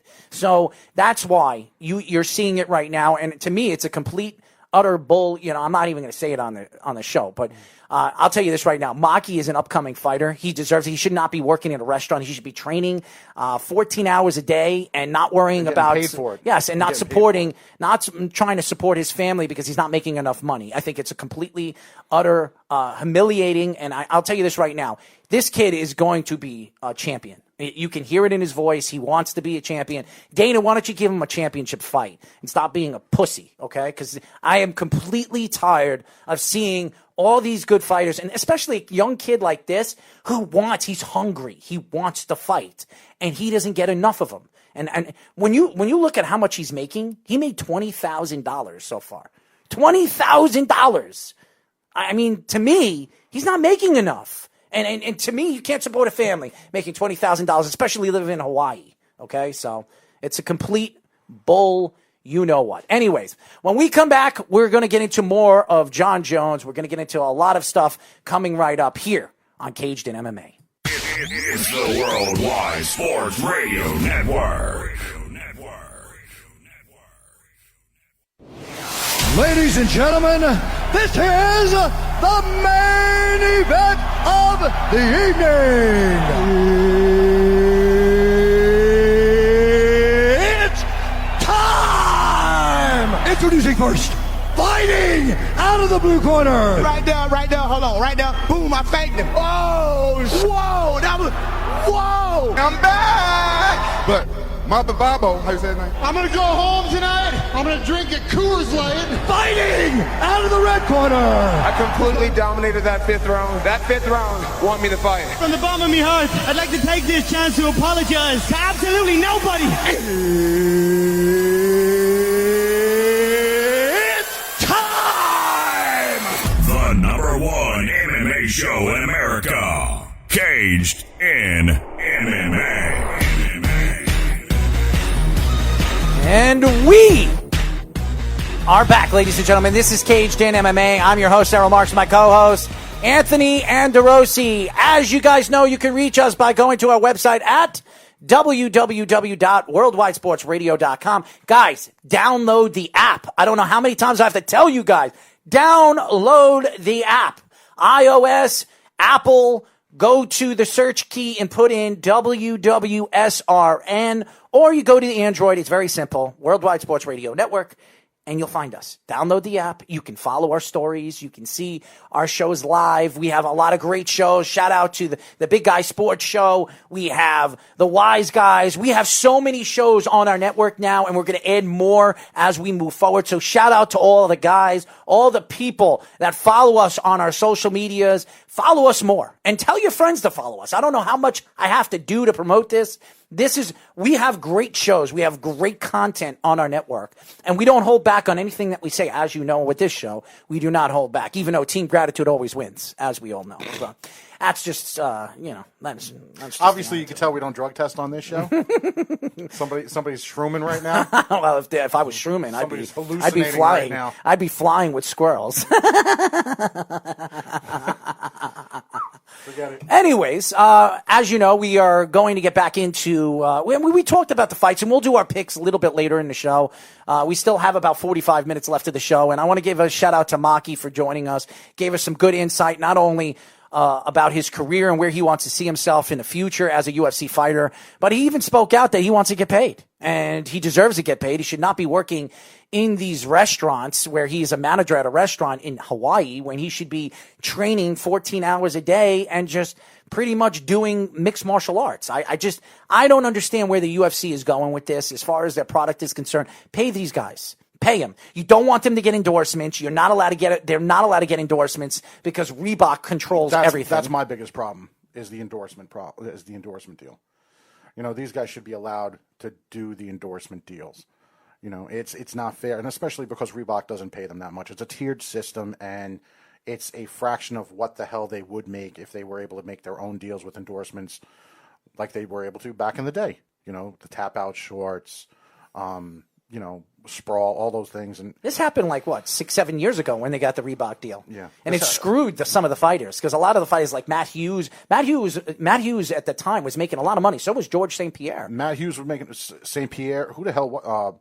They were all making money, BJ especially Penn. with the shorts. Mm-hmm. You know, tap out. And then unfortunately, I think what fell off with the tap out was after Charles Lewis, Mask, as everybody knows, one of the founding member of Tap Out passed away. I think that's where it fell and declined, and that's when Tap Out became a J.C. Penney line that WWE promotes now. It went from like a freaking generic version of Under Armour. It went from the hot, cool shirts to the next Under Armour thing. But that's where I think they should be allowed to do. The whole Reebok thing, I think it's more or less just the UFC getting money, not the fighters. Like we said, it was a tiered system. And then when you see the monster logo, well, obviously, now you can't promote the bangs and the sports drinks and all that. If you do, it's going to be on a magazine cover somewhere on the inside page that nobody's going to see. Right. Or on a website that nobody's going to see in terms of a commercial, and there's probably some kind of rules about that as well. Well, and that's why when I look at mixed martial arts and where it's going, I think there's a lot of good young fighters. There are good young fighters. I don't know if superstars, because as good as Maki is, I don't know if he's a sellable product that he can become that superstar. He keeps knocking people out like that. It's marketable. No question. But he's got to do that consistently. And he's got to go out there and he's got to do it against a great fighter. He's got to go out there and knock out a Conor McGregor or Woodley. He's got to go out there and knock one of these guys out where you know they're superstars or were superstars and show them that you can end them like that in the first round like he did in his last fight. As much as we, and even as much as I think we both, and probably more so me, were knocking the amount of fights and saturation that was going on during this COVID time of having all of these fights, one after the other, one after the other, one after the other. This is probably where the opportunity this is where these young fighters can showcase their skills because, like we said, Maki could possibly, and I'm using Maki as an example, knock Kid out, very little wear and tear. He's probably going to be fighting maybe even before Fight Island, maybe in July, possibly. Well, he deserves it. He deserves it. And here's the thing: he's not that hurt. He's got a little less wear and tear. Unlike the main event when Josh Emmett and in that fight, did you see that fight? The main event. Mm-hmm. That fight, unfortunately, Joanna and Zhang fought, because if they didn't fight, that probably would have been the fight of the year. I'll tell you this right now. That fight was unbelievable. That Joanna Zhang fight was unbelievable. One of the greatest fights I have ever seen in mixed martial arts history. You want to talk about, you can compare and contrast some of the greatest fights you've ever seen. I'm talking about all the way from, there were no weight classes, all the way till now. That fight was brutal. And these two ladies completely destroyed each other. And it was so close. The fight was so close. And Zhang did win the fight. I absolutely believe she won the fight. I would say 3 rounds to 2, especially in the last round. She dominated the last round. And you saw, Joanna, as good as Joanna fought in that fight, and she landed some good shots, her face was completely ruined. I mean, did you see that contusion on her forehead? Her head was deformed. She looked like and I'm not alien. saying it to be a She looked joke. like Ferguson's alien. No. Did you ever see The Elephant Man? Yes. The John Merrick Yes, thing? of course. Her Yes. head shifted. Yes. Cher was in it, right? Cher. No, that's Mask. Yeah, well, that was, he was the, No. the elephant. Yeah. The Elephant Man was like 1905. Yeah, John Merrick. Yeah, but the mask, England. didn't he have the elephant disease? No. It was Yes. something else. No. It was some cranial thing. No. He didn't have elephantitis. Yeah, he had elephantitis. No. No, elephantitis is for the balls, man. Exactly. That's why he didn't But have I'm not elephant talking anything. An elephant man, man. He was, Elephant Man was something else. I'm telling you, It was like a calcium. a... You're funny, man. No, you're What are you laughing at? You're taking two You different just said elephantitis. I mean, That's what you're that's about for to your say. balls, Elephant man. something. I mean, if my balls hang to the knees, then I would have elephantitis. You're popular. You're not going anywhere, but you're popular. If I had basketballs, yeah. But I'm just saying, it was deformed. It was the last time you saw something like that in MMA was when Homlanik had that hematoma against Aldo, and that was a hell of a fight too. That was a great fight. Even with that hematoma, he almost won that fight. That was a 3-2. That was a 3-2 fight. That was when Aldo was actually good. I mean, Yeah. now he's just a complete waste now he's of getting space. charity Yeah. title bouts. It's completely ridiculous. And I'll tell you this right now. And I was a big Jose Aldo fan. I watched him, come right into the UFC, never lost a fight. I mean, I saw him kick a soccer ball half a basketball court into a basketball hoop. I saw him do that. And he was a fabulous soccer player, by the way. He could have been a professional soccer player, but he chose mixed martial arts, maybe because of Anderson Silva and some of the gods over there in Brazil. But I will tell you this. Jose Aldo has no reason or any thought that he should be getting a title fight, okay? He doesn't deserve it. And the fact that he's getting one is a complete mockery of what the UFC is trying to present to the fan. And I've said this over and over and over again. Dana White could say and do whatever he wants. And I'll tell you this right now. I'm not even going to take a shot at him. I won't. But I will say this. What he is putting together and the product that he's putting together, the fighters that he's putting against each fighter, is a complete, utter mockery of what the mixed martial arts world should be and where it should be moving to. Guys like Maki, you should be giving Maki the opportunity to fight a ranked fighter. I mean, this guy hasn't fought a ranked fighter yet. I mean, he just said it. I want to fight the top 15 fighters. And this is the problem. The top 15 fighters in the 185 division. Who's the best fighter in the 185 division? Stylebender. Who? Stylebender. Stylebender. Arasani. Which Arasani is getting ready to go become one of the coaches on the next Ultimate Fighter against Kosa. Which that fight should have already happened, but it didn't because Stylebender wanted Romero. And unfortunately, they listened to him, even though Dana White and all these people said the fight does not make sense. We didn't want to do it. Then why did you do it? Why did you do it? You know what's funny? And I know you like Colby Covington. And No, I don't. Oh, you don't like him? No. Maybe it wasn't you. But Colby Covington, who he wants a rematch against Kamaru Usman. Last time I checked, he lost first time. And did he lose? He got his ass whipped by Usman. And that's what. And tell me if I'm wrong, because we could probably say the same thing about boxing. When you definitively lose, No, he definitely did. it wasn't even close. This is not a 3-2 decision. No. This is not It wasn't even 4-1. It wasn't even 4-1. round. It was 5-0. That's what it was. It was bad. It was over. So where the hell does somebody other than possibly shrooms or ecstasy come across to the point of saying that I deserve a rematch? Well, again, I understand where Kobe is coming from. He believes that he can beat Usman, and he didn't prove it in the first fight. No. And with Usman and what he has done so far, I mean, what he did to Woodley was completely. Woodley he didn't lose a fight for how long? I mean, I think Woodley was the champion for like 3 years. He didn't lose a fight. And he completely destroyed Woodley on national pay-per-view TV and completely destroyed him. And when he did that, he put himself on the map. And then Kobe came out and said he wanted him. And Usman says, I'll take anybody. I'll fight anybody. He signed the contract. And everybody thought Kobe, because he's a great wrestler, he was going to take Usman down to the ground and completely dominate. Boy, oh boy, was that not untrue. I mean, Usman completely dominated from the ring from the top all the way to the bottom. It was just completely utter ridiculousness that what Dana White is putting out, the product that he is putting out, is not selling to the fan anymore. It really isn't. Now, you want to bring in the next Ultimate Fighter? That's great. I haven't watched the next Ultimate Fighter since season 3, okay? I have not watched it. I don't even waste my time watching it anymore. No, you probably watched season 4. No, I watched season 3. The one with BJ Penn.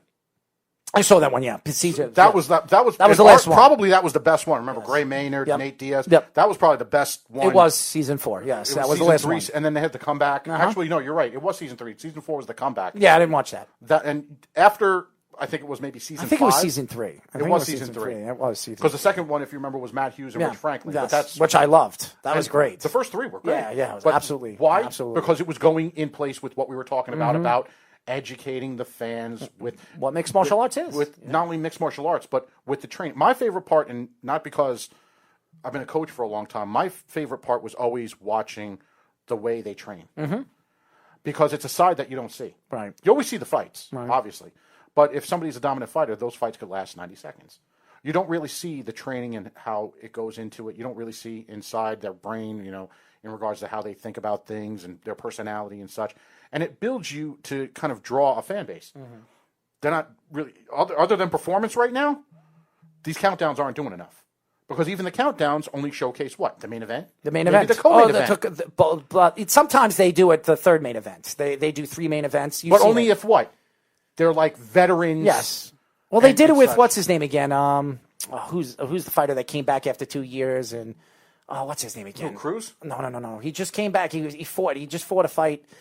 Oh my God. We were just talking about him. He stayed away from fighting for 2 years because he wanted to get his stand-up game back. We were just talking about him last week.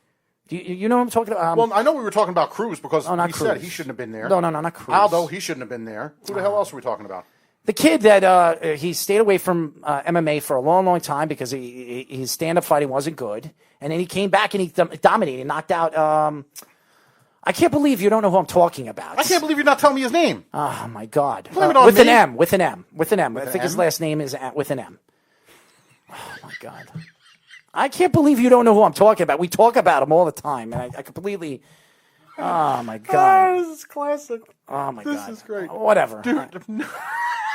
That tells you how tired I am. I'm forgetting names now. I'm surprised I didn't forget your name. I mean, seriously. You still do. Well, that's true. You got Maki Pitolo, but you can't you can't pronounce my name, and I've been here for Andriosi, okay? Holy Christ almighty, you really are tired.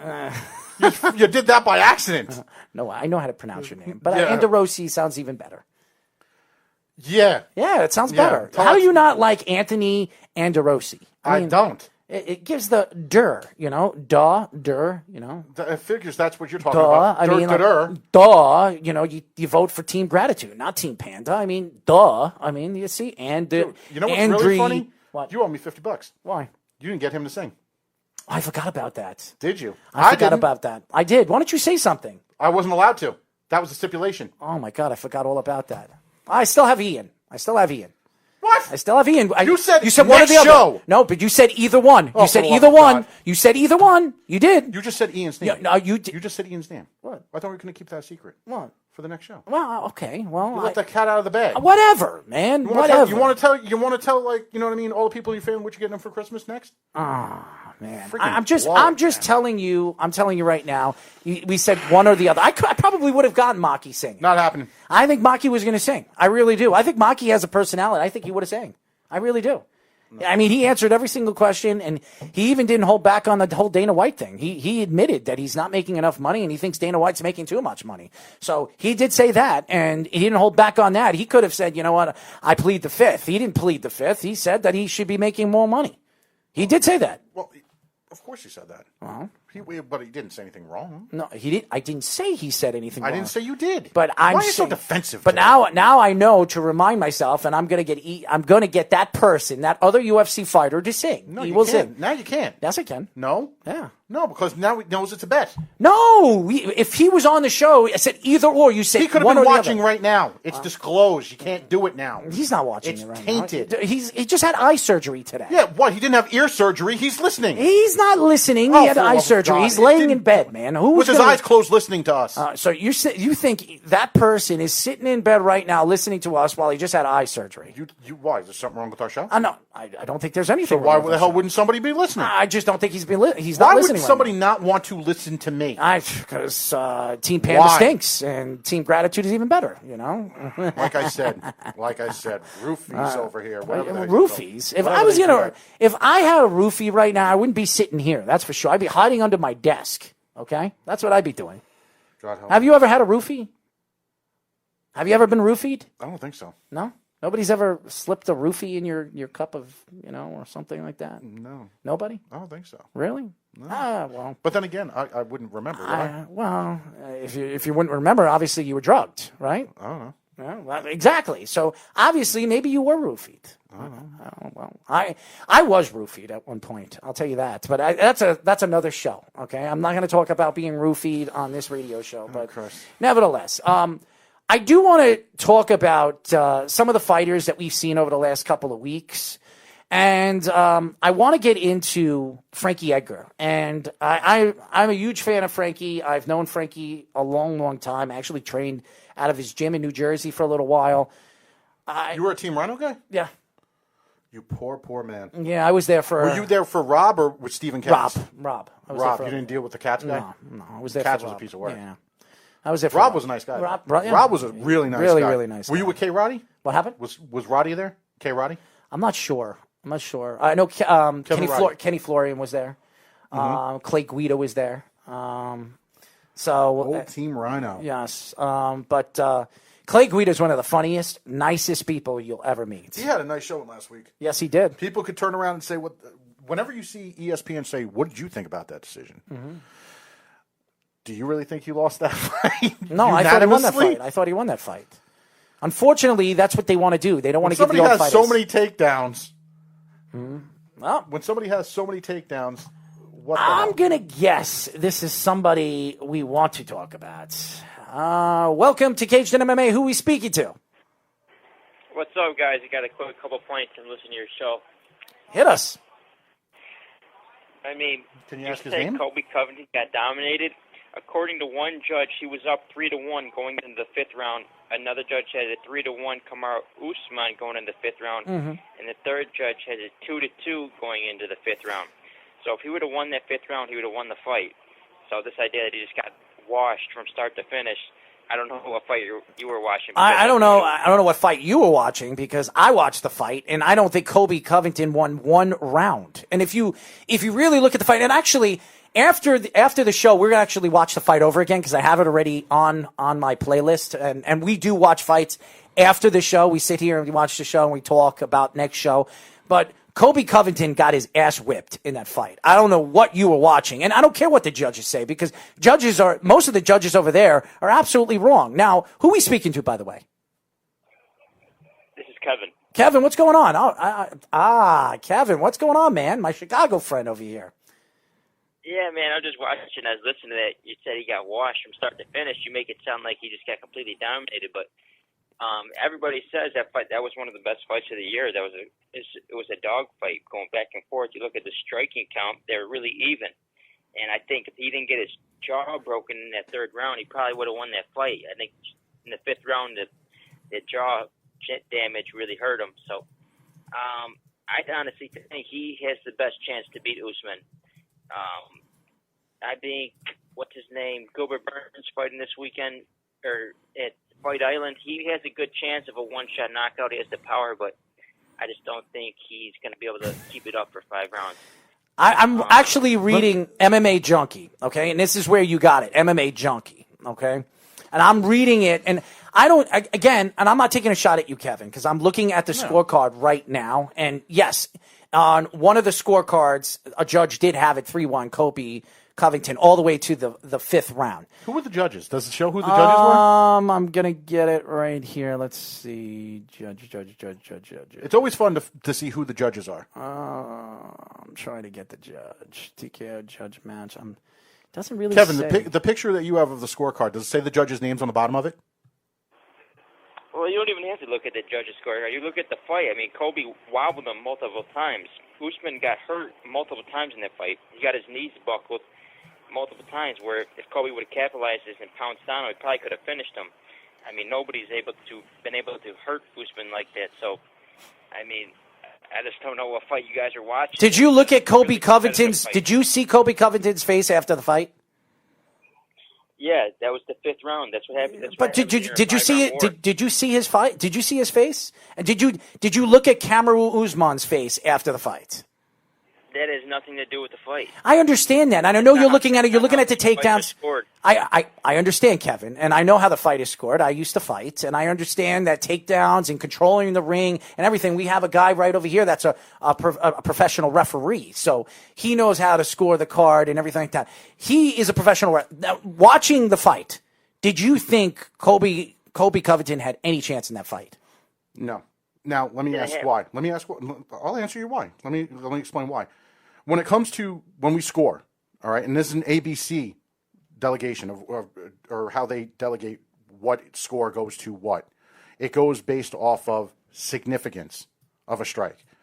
So unlike when it does the whole CompuBox and this guy had so many strikes and everything, a lot of times the strikes aren't based off of significance, meaning how much damage is after each one. So a lot of times when people read after the fact, well, he scored this many. A perfect example was just last week, Clay Guida had 3 times as many takedowns as Green, but Green still won that fight. So a lot of times people turn into, well, got taken down. What did you do with it? Well, you punched him, you got him in trouble, but after that, what did you do with it? Did you lay back and such and everything like that? So a lot of it is all based off of opinion and basically perception of how the judge sees it. Now, personally, I think Usman, even though the striking could have been even or very close, I think Usman had more damage, which teeters that towards how it goes. The 3 Ds, that's what they go by, and that's what they teach the referees, the judge. So everybody's on the same page. It's the 3 Ds. Damage, duration, and dominance. It doesn't go by frequency. It used to go by frequency. It did. But if you remember, and I'm sure you remember, Kevin, when they were talking about the whole who's judging these fights, are they boxing guys and such, it was going by frequency. They tried to stay away from the idea of frequency, and they started going more towards the significance of the strike, the damage behind it, the dominance, and how dominant and the duration of that dominance. And remember, Kobe Covington, he broke his jaw in the 3rd round. His jaw was broken in the 3rd round by Usman, by a left hook or a right hook. I mean, his jaw was broken, and he even said it when he was out. He was in the corner in the 3rd round. After the 3rd round, going into the 4th round, he says, "I can't move my jaw," and he says, "What's wrong?" I think I broke my jaw. That's what he said. So hearing that, and and I know, he said it, and everybody heard him say that. That's something that when the judges are watching it on video, and they have televisions right on their tables. They saw it. They saw that his jaw was all messed up. We actually don't. What happened? We don't have them anymore. No, they don't have them anymore? We don't have them anymore. They used to have them back in the day. Usman won the 3rd round based off the damage he gave to Kobe in that 3rd round. I gave Kobe the first 2 rounds, and I gave him the 4th round, and then I gave Usman the 3rd round and the 5th round. It's judged by round. You can't. And if you're talking about damage, when you get wobbled, you get punched so hard that your knees buckle, that's an obvious sign of damage. Did he fall? Go back and watch Did he fall? Did he fall? It's not about how many times. Actually, no, but here's the thing. Visibly damaged. You don't have to fall to have damage sustained. Judges don't say, "Oh, well, he got rocked, but I guess he didn't fall, so it didn't count." No. First of all, I don't know what I'm talking about. Really? You're clueless. I'm clueless, and you know everything, right? Because you're a Kobe Covington fan. Yes. You know everything, right? You know everything. The same guy that you said won the fight, his jaw was broken in the third round, and you're telling me I don't know what I'm talking about. Yeah, you're Kevin. You know everything, Kevin. You know everything. I didn't say he won the fight. Yeah, you did say that. You said Kobe Covington won the fight. Did you not say that? Yes, you did. No, I didn't say that. I said it was a competitive fight. No, you didn't. You said a judge said it was 3-1. Kobe going into the last round, it was 3-1. So if he was winning the fight 3-1, he won the fight 3-2, right? He said that. No, I said he was winning the fight up until the stoppage. That's stoppage. What that means. Well, guess what? He had a broken jaw in the third round. So I don't know what you were watching, but I do know some significance of a broken jaw or a popped eyeball or a ripped ear or a ripped eyeball. You're going to look at that, and that's a significant damage. That is more damage than watching his legs wobble because he got a punch. Okay, so I don't know about that. When you look at it, that's why he won the third round. That's why he won the third round, because he hurt him badly, rocked him with that jaw strap, broke his jaw.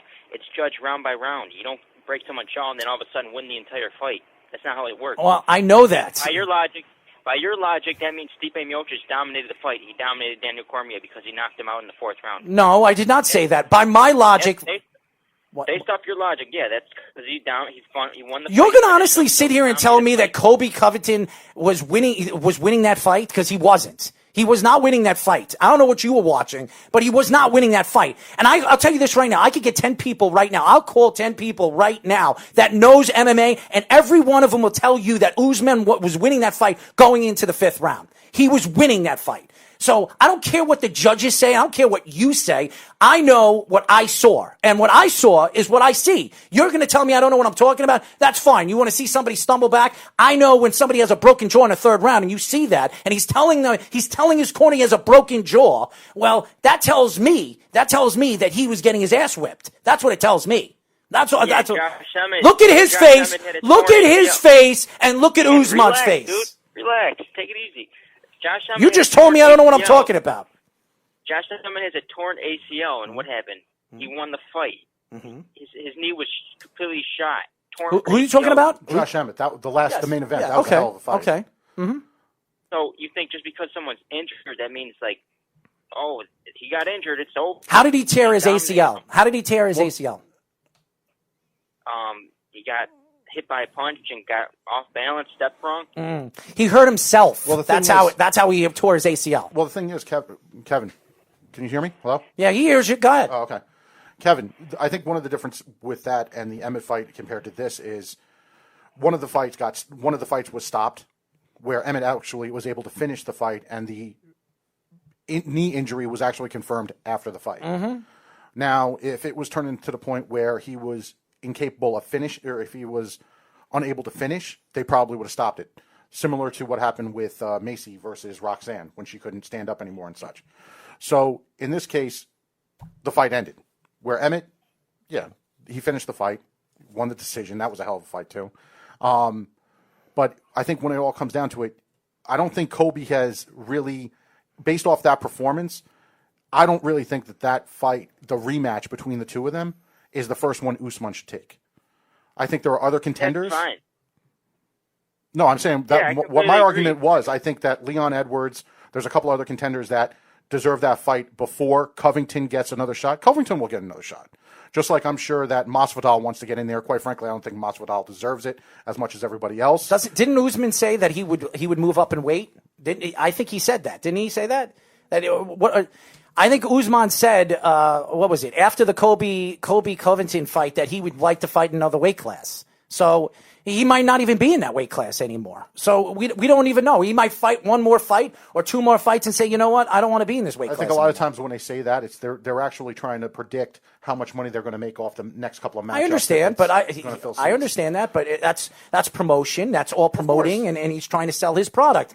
But again, you don't know what these guys are thinking. Covington wants a rematch, and he says that he deserves a rematch. Well, there are other fighters that deserve it too. And unfortunately, Covington, I'm not saying Covington didn't give a good fight. It was a good fight. It was, but I don't think it was close. I really don't. That's just my opinion, what I saw. Now, did he stumble Usman? Yes, he did. Usman got caught a couple of times. He stumbled back. We saw that. He caught him. And we've seen that many, many times. We saw that with Nate Diaz in the second fight. Did he win that fight? Did he win that fight against Conor McGregor? Nope. He got robbed. Okay? And yes, he did. He got robbed. And finally, you two agree on something. No, something. Listen, I like Kevin. I don't dislike him. I just. This is my first time hearing from Kevin, and you want to know something? No, he calls my show. I'll tell you right now. It's nice to have a caller who, whether we agree with him or not, at least the guy knows what he's talking about. He looks behind it and all that, and it's not just because the kid knows something, which I can actually and he knows when he watches. My point, real quick, you guys, real quick. I don't know. Saying that he don't deserve a shot rematch with Kamaru, that's a completely valid stance. But the only thing I disagree with is saying that he got washed. He got dominated. I mean, in close fights are not. If you look at the attention that fight received, everyone's saying, "Oh my gosh, what a great fight! What a war that was." Fights like that are not domination. When you dominate somebody, you're not going to get fight of the year contender. You're not going to get everyone saying what a great fight it is. Mm-hmm. The only time you get a fight like that where there's so much attention, so much praise is when it's a back and forth, really good competitive fight, and that's what that fight was up until the stoppage in the very late of the fifth round. Mm-hmm. I think there's like a minute left in the fifth round. Listen, if it goes to a fifth round, you know it's going to be a good fight. Most of them are, unless it's boring. They're wrestling and they're hanging on each other. But it could be 5 rounds of lay and pray. Well, when you look at Colby Covington's face and how he fought in that fight, you can see that the guy is, the guy should be in the octagon. He's a tough guy, and he went all the way in the third round to the fifth round with a broken jaw.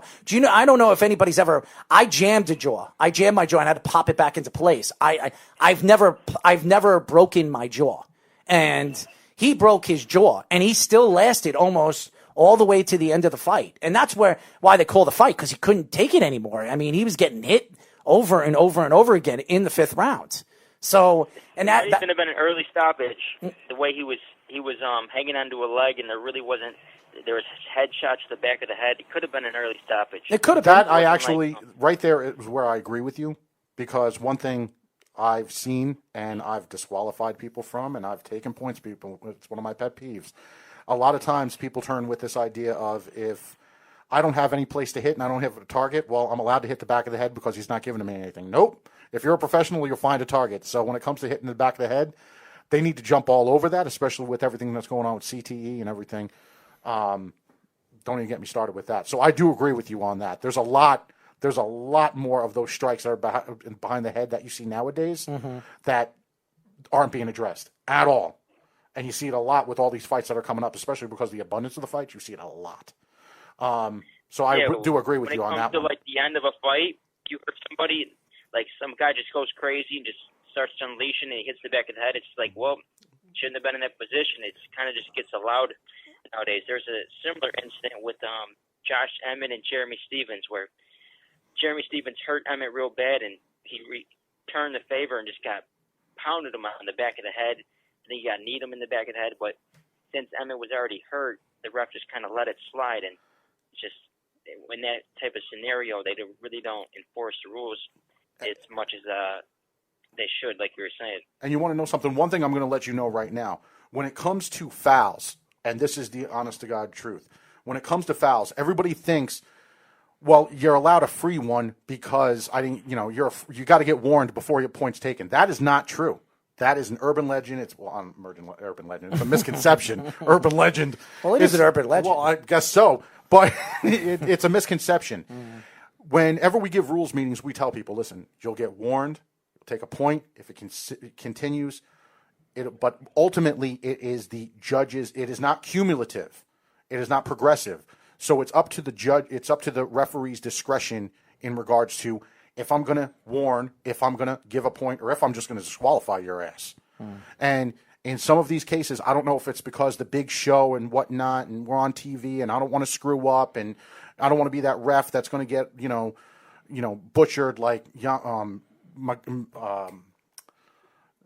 Steve Mazzagatti is and this and that. I don't want to be that next guy and everything. Plain and simple. If you give a rat's ass about what anybody says about you as a referee, you don't belong there. Mm-hmm.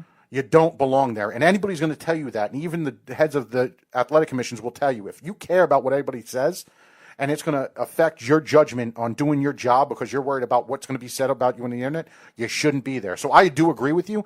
A lot of times people, when you hear that 10-second, everybody wants to go into that mode of trying to steal around.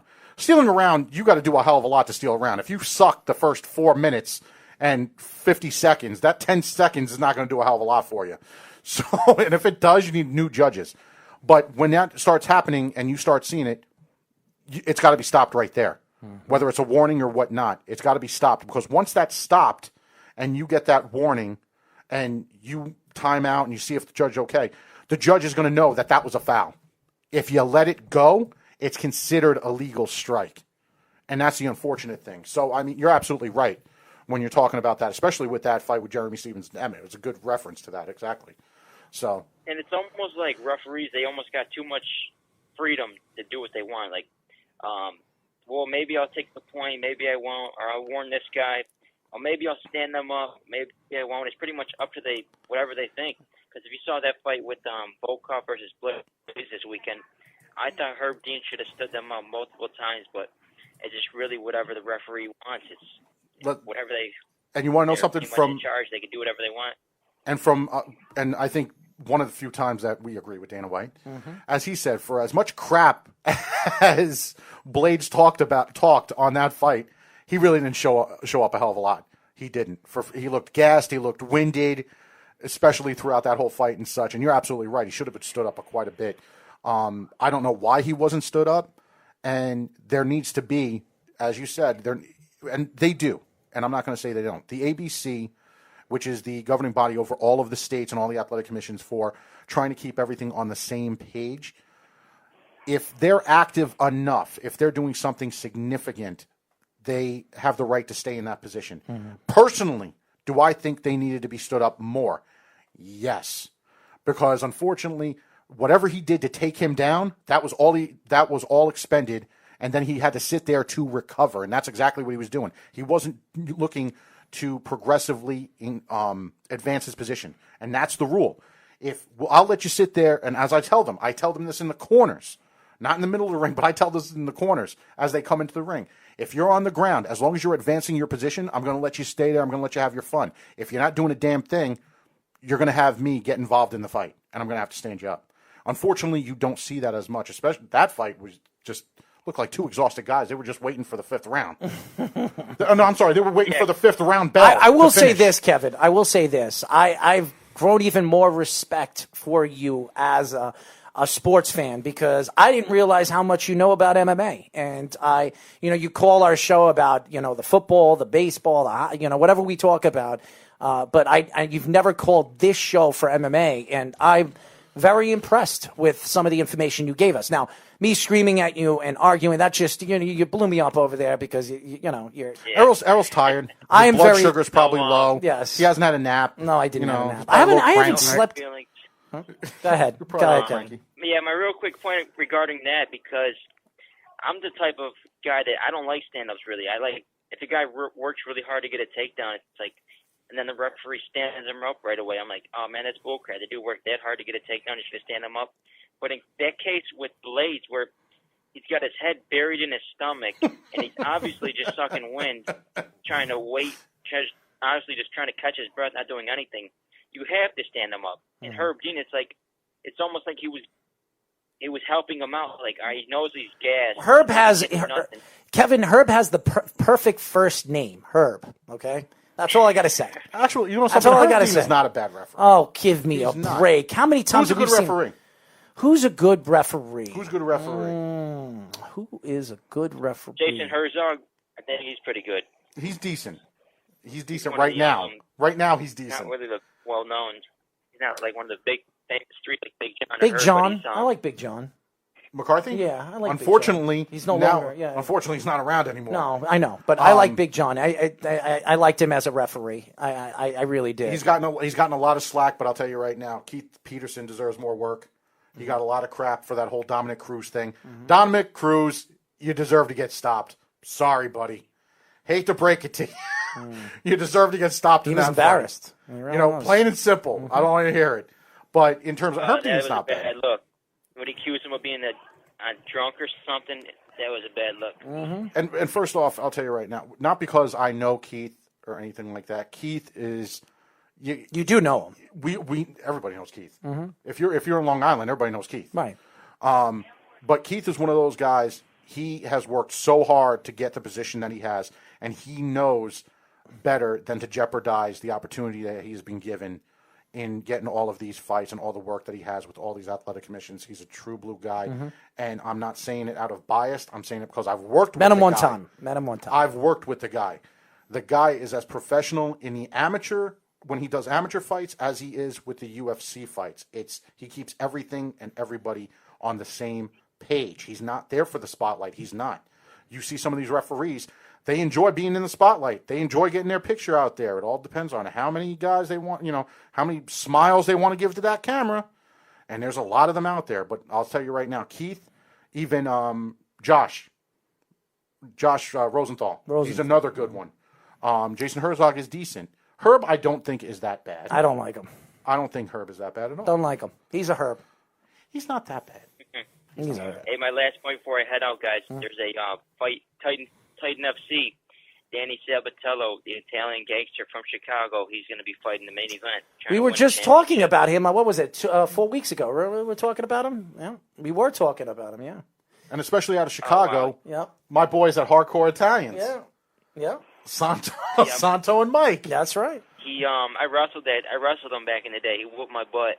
he ran me over. He was a little bigger, but he whooped my butt back in the day. So I'm gonna be pulling for him now. See if he can win this title. We'll see. And it's nice that these other organizations, you know what I mean, have the fans supporting them as well. I'm not saying it because Kevin's on the phone, but because he mentioned the fact that Titan FC. Yep. A lot of people just think the UFC is out there and Bellator and such, and no, you still got Legacy out there. There's so many. There's so many different companies. There's a lot of companies out there that you see a lot of these young kids. Bare Knuckles now. Bare Knuckle is going crazy. Wait until Tyson gets in there. I can't wait for that one. Well, I'm more gunning to see. This might be the first pay-per-view I buy of Tyson since Spinks. You know how much crap I got from my old man? I was 11 years old. I got banned from. I know Mike. I've met Mike 3 times. I used to train in his gym in Brooklyn. And one of the funny thing is, when I met Mike Tyson, the first time I met Mike Tyson, I just looked at his legs. His legs are huge. You want to talk about Saquon is the only athlete, the only professional athlete I've ever seen that has legs like Mike Tyson. Saquon Barkley. I met Saquon Barkley before he got drafted by the New York Giants. I actually had a big I interviewed him and his father, and I had a big conversation with Saquon before I even did the interview. And Saquon is one of the most generous, nicest people you'll ever meet. So his uncle was one of my favorite boxers, Yvonne. So thanks, Kevin. Hey, thanks, guys. Thanks for taking my call. Absolutely. Another time. Absolutely. Kevin from Chicago. I mean, I didn't mean to be mean. I just... no, you weren't mean. You were just loud. Yeah, well, he says, calm down. I just got a little angry when somebody tells me I don't know what the hell I'm watching. You got a little snippy. All right, so let's do our picks. Okay. Let's do our picks here. Here we go. Let me lower that a little bit.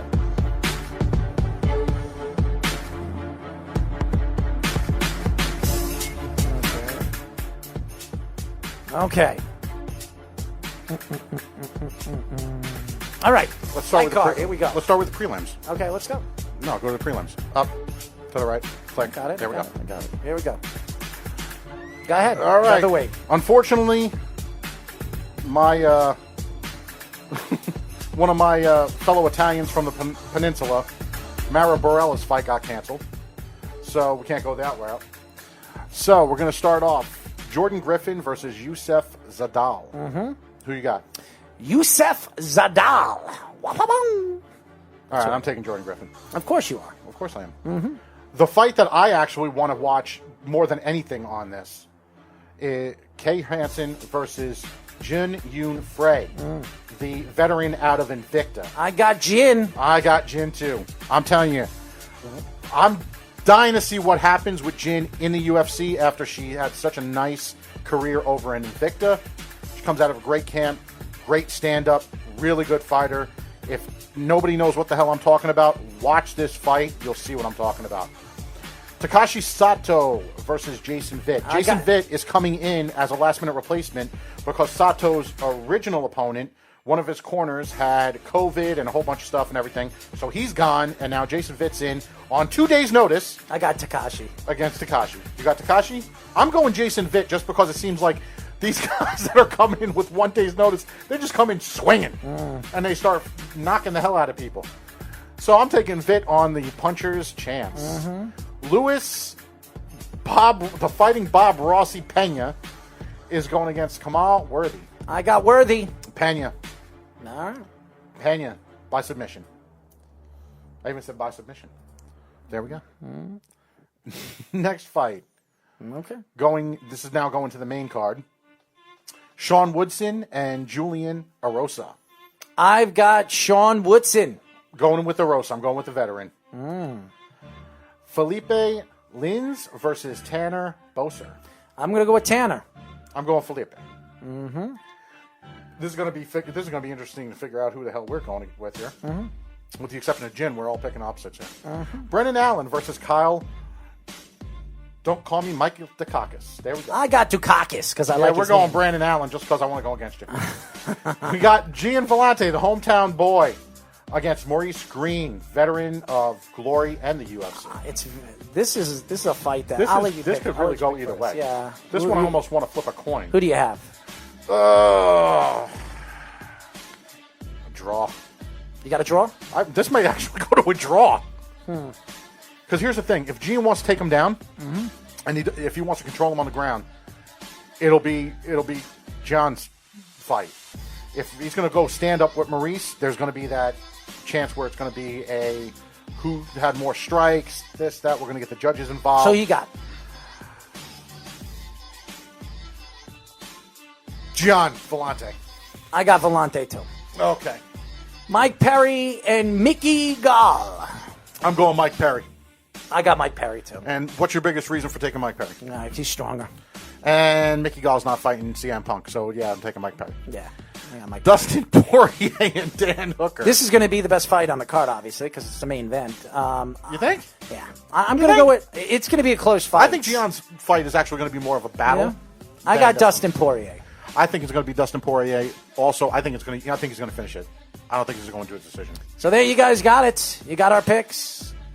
But before we go, I know a lot of people ask me, what am I going to sing on this show? And I am going to sing a song. Nothing. I got a minute of it. No, it's a minute song, and I wanted to sing this song because I think it's something that we all loved when we were kids. You know what I mean? You're screwing me right now, right? Come on, guys. The Wizard of Oz. Yo, the bridge is closed, and I got to go. We represent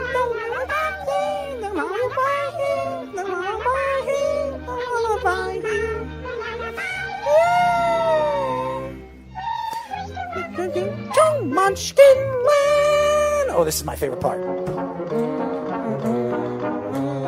Come on, everybody. We represent the Lollipop Kids, the Lollipop Kids, the Lollipop Kids, the Lollipop Kids. To Munchkin Land.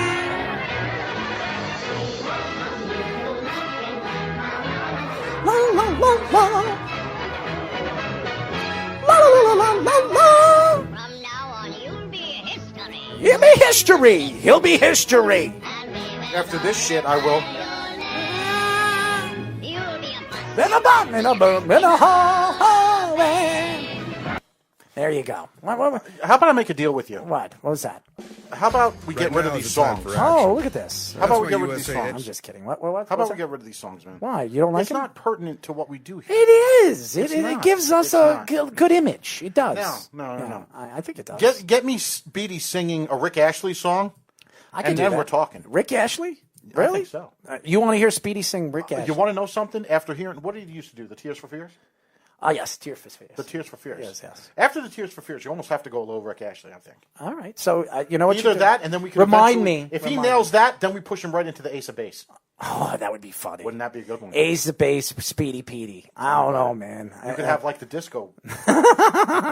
Get some glow sticks on his fingers. Oh, like those gloves. Remember the gloves from the rave shit? Mm-hmm. You used to DJ. You know what I'm talking about. Yeah, I know. That's what you need. Get some glow sticks for him. Start hanging them around his neck like a damn Christmas tree. Let him start going crazy. You could actually spin him around in the chair as he's singing. Oh, anyways, guys, that's it for our show. I'd like to thank Maki for joining us. Gave us some good insight in his upcoming fights. Hopefully, soon, very soon. Hopefully, we don't have to wait until freaking August to see this kid again. We want to see the kid. He completely dominated his last fight, and I'll tell you this right now: great interview. And I'm going to say this over and over again: the UFC needs to start paying their fighters. Maki even said it. This guy is managing a restaurant in Hawaii and training from 5 o'clock in the morning to 1 o'clock in the afternoon. I mean, this guy is a breadwinner for his family, and he deserves all the money he can earn. And the fact that he's only won $20,000. And we have to also address the fact that the kid called in while on his lunch break because he's 6 hours behind us right now. So he's in the middle of his work day. Mm-hmm. So it's not like this kid really has a lot of time during the day for free time anyway. And the kid was able to call up and, gave us a lot of information. Yeah. And you want to know something? UFC also needs to give these young fighters exposure. Mm-hmm. These are going to be the guys that you're going to look to make money off of later on, guys, and you're not giving them any attention. As you guys know, you can call us at 631-965-4990. And remember, go to our website at www.worldwidesportsradio.com. We'll be back in 2 weeks. Don't forget to download the app. That's right. Download the app. Good job, Anthony. I had to jump in there. There we go. I like it. I had to fill my quota for that. Well, you did. You filled it. Anyways, we will be back in 2 weeks. We're going to have a couple. We do have another UFC fighter that is going to join us in 2 weeks. So stay tuned for that. Another up and coming fighter. So definitely stay tuned for that. It'll be a great interview, and I will have him singing. By the way. Anyways, until 2 weeks. That's still contaminating the bet. No, it's not. If I wasn't supposed to tell them they shouldn't do it, this is crooked. They're not listening. This is crooked. Why would you say he's not listening? Because he has eye surgery. Do you know how good this show is? Why would he not be listening? Because he's doing his eye surgery. He told me he's going to be busy with his eye surgery. But he's not screwing with his ears. Whatever. Anyways, we'll be back in 2 weeks, so stay tuned for that, and definitely stay tuned for us in 2 weeks. We're going to have a great show lined up for you. Until then, this is Errol Marks and Anthony Andriosi and the Caged in MMA, and this is the Worldwide Sports Radio Network, and we will be back. Well, actually, we have shows definitely tune in this week, and we have a couple of new shows tuning in. Going on tomorrow. We have Off the Mat, a wrestling show, and we have the Big Guys Sports Show. This is the big guy right here that you want to listen to, everybody. So, definitely stay tuned on the weekends. Your favorite big guy, right here. Stay tuned on the weekends. Until then, this is Errol Marks and Anthony Andriosi saying good night. We'll talk to you again. I got goosebumps. Ladies and gentlemen, this is the main event of the evening.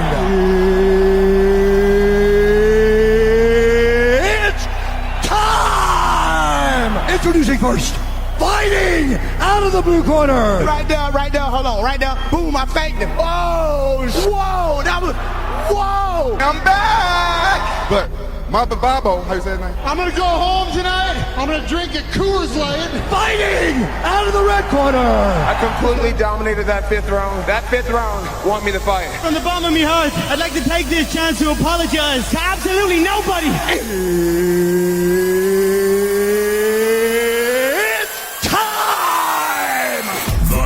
#1 MMA show in America. Caged in MMA.